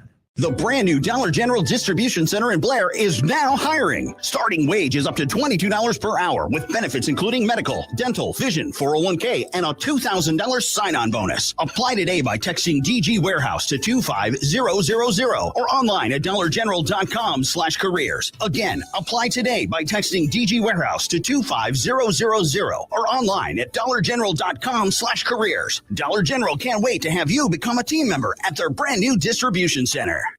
Previously on Unsportsmanlike Conduct. Rhubarb pie is garbage. You know what I don't like? I don't like rhubarb. If you make it right. People used rhubarb in the Depression because that's all they could It was a afford. filler. If it was good, you wouldn't have to mix it with strawberries. We can afford strawberries now. You know that cocoa doesn't taste sweet. You have to add things to the cocoa I to know. make it chocolate. You add things to the rhubarb to make it taste better. Unsportsmanlike Conduct with John Bishop and Josh Peterson. Weekdays 2 to 6 on 1620 The Zone. Hi, friends. Kent Pavelka courtside getting ready for this year's matchup between the Average Roofing Companies and the Rooferees at John Higgins Weather Guard. The Average Roofers are just that, average at best, not very impressive. The Rooferees, above and beyond the opponent, more dependable, service that exceeds the norm, good sportsmanship, fairness, and integrity. You know them, you love them, and they're ready to win for you. Make the right call with John Higgins Weather Guard. It's tip-off time with the Rooferees at John Higgins Weather Guard. From basketball to volleyball, baseball to softball, soccer, tennis, and so much more, the Creighton sports season is packed with action. The 1620 The Jays podcast, presented by Barry Law, covers it all. Each week, we visit with Blue Jay athletes and coaches to hear their stories and document their climb through the Big East Conference. The 1620 The Jays podcast drops each Friday morning and is found at 1620thezone.com and all major podcast platforms. Just search 1620 The Jays. Covering all things Creighton Blue Jays, it's the 1620 The Jays podcast, presented by Barry Law from 1620 The Zone. Do you like to shoot fireworks? Would you like to get paid to shoot fireworks? J&M Displays wants you. Help shoot an Omaha Storm Chasers game, Memorial Park display, or any of the major shows in Western Iowa and all of Nebraska. If you like to travel, J&M covers Nebraska, Kansas, and most of Missouri. They offer free training and great daily pay rates, which makes it a perfect part-time job. Visit jnmdisplays.com and click the Join Our Team tab to find out more. J&M Fireworks. Now back to Mornings with Sharp and Handley on 1620 The Zone.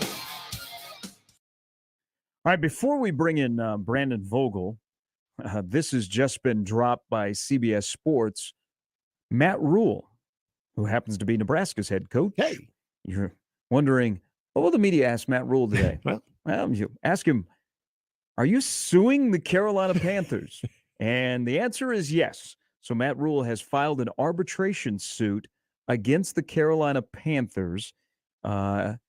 He filed this last week. The suit claims the Panthers are refusing to pay Rule's severance compensation following his firing from Carolina and subsequent hiring by Nebraska.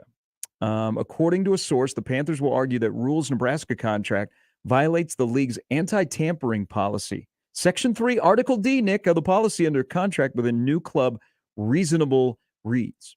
Seems like Dave Tepper, the owner, gets in these situations a lot. His holdings company got zapped last year. Tepper yesterday said, when asked about why you have an opening as a head coach, quote, I made this mistake. I think it's a mistake to have a CEO-type head coach, okay? That's a mistake, just in general. That's what I kind of believe. So I think you want to get somebody who's really good on offense and really good on defense.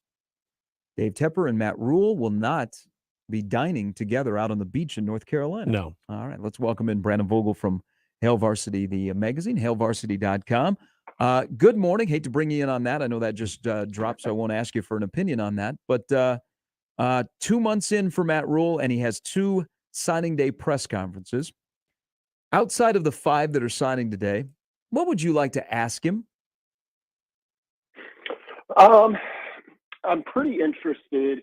Well, I think there are 2 things that jump to mind immediately for me. One, kind of the roster size going into the spring. I'd be interested in his thoughts on that, particularly when you can compare it to what they had at Baylor. I think Rule said at some point they were, below 50 scholarship players that first year. Well, Jacob Padilla has a full accounting of the scholarship numbers in Nebraska in his column that went up today. They're over 100.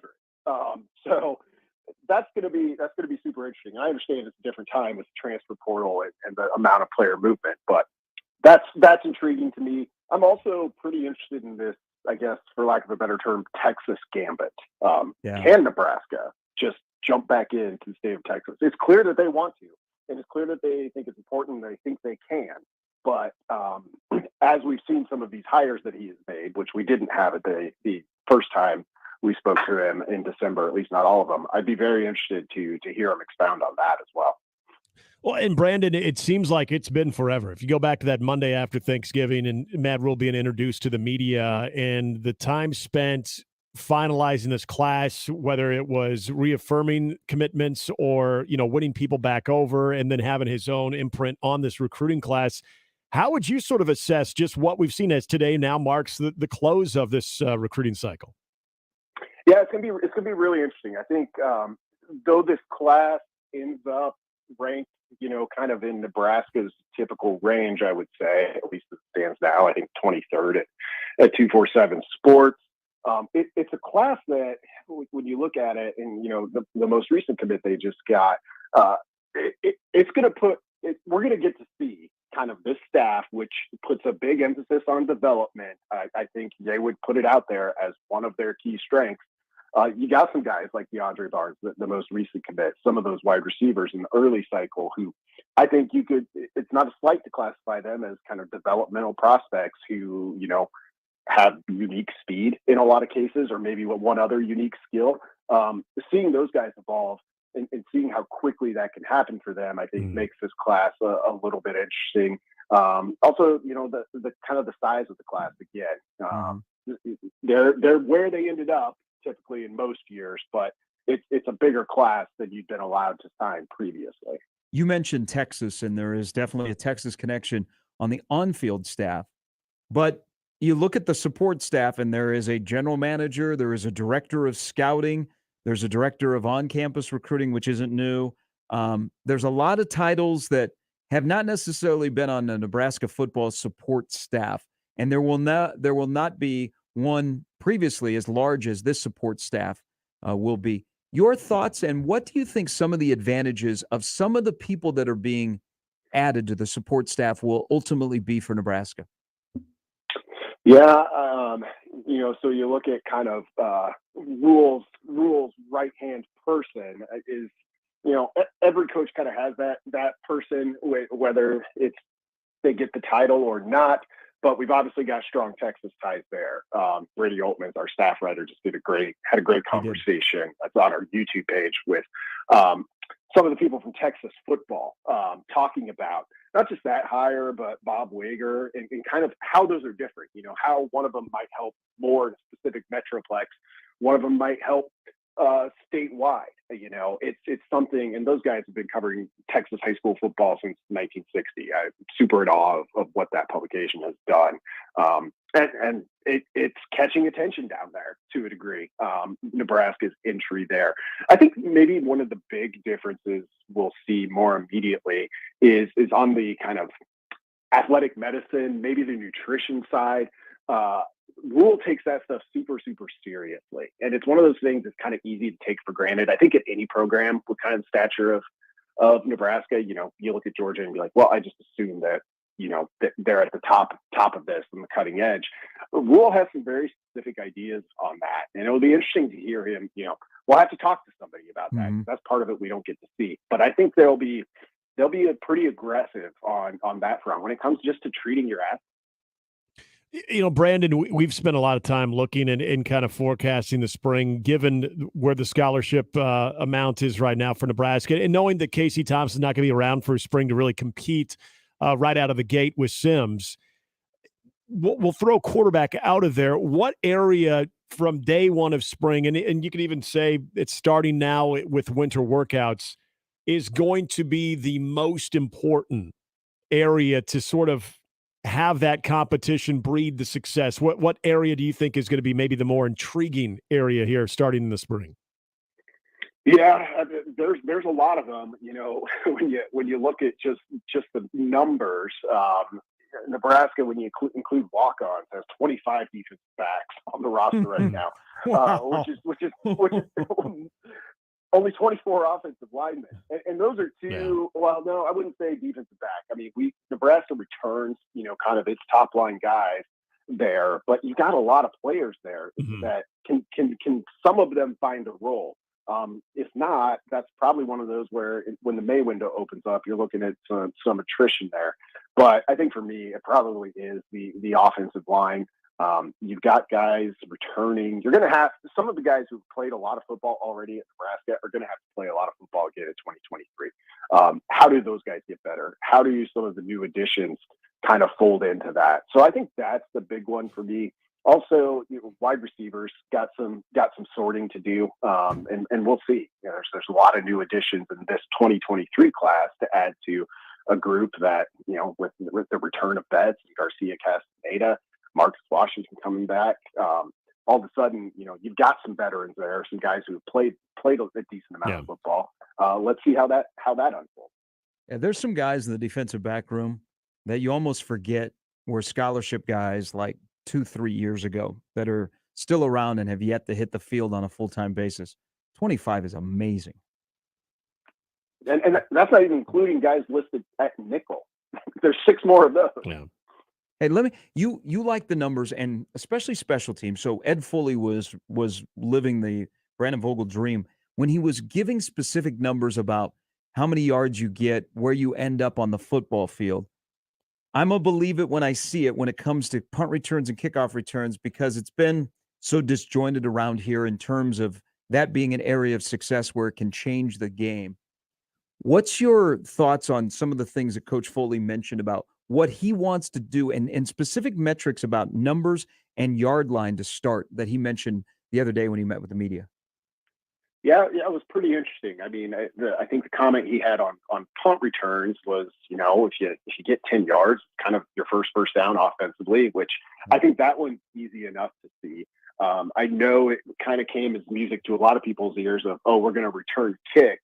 That one I need to go, and I haven't done this yet, but pencil out for myself a little bit just to see, for the most part, unless teams are going to strategically short kick you or do what, we see those things occasionally, you can basically just start at the 25 if you want every time. Yep. So if you're going to return 70 or 80 kicks over the course of the season, how many of those do you have to break for, say, 40 yards or 50 yards? Or what difference does one kickoff return for a touchdown make in your overall average starting field position off of kickoffs? That's where I would start looking at that, because then it should become pretty easy to say, hey, is this worth it or not? And a lot of it will depend on, the personnel they have. Do you have a kick returner? Do you have a JD Spielman type who can break some of those? The aggressiveness is great. I think a lot of people are happy to hear that and happy to see it, but I'm with you. Special teams it's become a lot trickier, particularly I think in the return games, because the incentive there isn't quite what it once was. Yeah. Let's just let a guy try and make a play. Yeah, Brandon, and Ed Foley speaking that day too, Terrence Knighton. It hasn't been talked about as much, but I'm curious, are you intrigued with that defensive line group that he's going to have a chance to work with? I mean, is it given what they lost from a year ago, but some of the guys that maybe are now going to be sort of forced into a bigger role and what they have coming in? His task, how do you kind of see it? Yeah, it's an interesting one. I mean, I think for me, I look at Ty Robinson and Nosh Hutmacher, two players I think that the majority of people were pretty high on as high school prospects, and I don't think we've seen the best football we could possibly see out of them yet. Yeah. So it kind of starts there for me with that group. But then you look at this 2023 class and going by 24/7 composite ratings, like 3 of the 4 top rated players in this class for Nebraska are on the D line. When you look at Van Poppel, Linhart, and Umani Nguyen. So that gets super intriguing. And year one with a new staff, I think it's a right. D line's hard to play that early, but if you're going to do it, you probably got a better shot to do it under a new coaching staff where everyone starts on mostly level footing. We can chatter on this. Will there be a reference to Deion Sanders in today's media availability? I'm going to guess. Matt Rule slipped his reference in there on the podcast a couple of weeks ago. I think he'll leave it at that and let Deion have his national signing day. I mean, Deion's always going to probably dominate National Signing Day anyway, so it's an uphill battle. But isn't it interesting how now that he is there and they're recruiting locally, even though he's got this idea that he wants 80% of his roster at CU to be transfers, 20% to be high school guys, that Nebraska and Colorado are running across some of the same prospects in the 24 class that they're making offers to.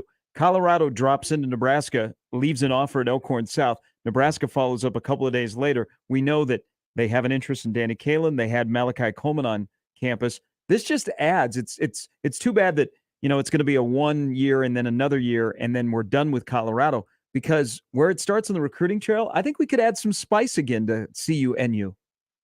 I think you're right. It's going to be fun for at least the next 2 years. I'm already super excited about this year's game, which is kind of the setup going into that. And I will agree with you. Deion's, I think it's the 40-40-20 roster building approach. Fascinates me. I don't know quite what to make of it, but he's got to get talented players. That's a given. So I'll be interested to watch that unfold. Yeah, I'm still trying to wrap my arms around you saying that publicly, that you want 80% of your roster to be portal guys. It's wild. I don't know many other coaches who would go out and say that right now. But. Well, it'll be that'll be a fascinating one. They're going to be the team that everybody's going to want to watch and see if that experiment works. Brandon, we appreciate it as always. Have a great week. You too, guys. Thanks a lot. There's a part of the Colorado. So this was, as you look at Deion's staff buildup, and not everybody is Mike Zimmer or stand up Tim Brewster. He did make a hire. So it's not only Colorado is bordering Nebraska, but Bill O'Boyle is the offensive line coach at CU. Now, he used to work at Chadron State when Danny Woodhead was there. So he knows that part of the state, but he also is going to be given the state of Nebraska. So it's not surprising that Colorado wants to be aggressive in the prep scene in Nebraska. But boy, if you follow anybody and you talk to Mark Knutson, who we had on recently, in state, they're a little bit put off that Colorado is not like just trying to close down the borders in state. Yeah. But 80% portal guys, 20% high school guys. Can you live that way? In my opinion, it's unattainable, but maybe we'll be proven wrong. I know Deion's excited about that. Or you can only live that way if your head coach is Deion Sanders and he attracts people. Right. But you're going to have to experience roller coasters on that. There's just no way that is sustained, consistent success going that route, because we've seen that's a college basketball makeup exactly. of a roster. It's the one and done. That the name John Calipari was just sitting in my mind as you guys are talking about that. of 80%, if that's how you're going to do it, that's like college football's version of one and dones is pretty much. All right, that'll do it for Wednesday. Thanks, everybody, joining us. A lot of stuff today. Don't forget Creighton basketball tonight against Georgetown. We'll discuss that tomorrow. And anything that Matt Rule says today. Again, he's at 2, so you'll hear that right here on The Zone as well. Crossovers coming up next. For Nick, for Jimmy, I'm Gary. It's Mornings with Sharp and Handley on 1620 The Zone.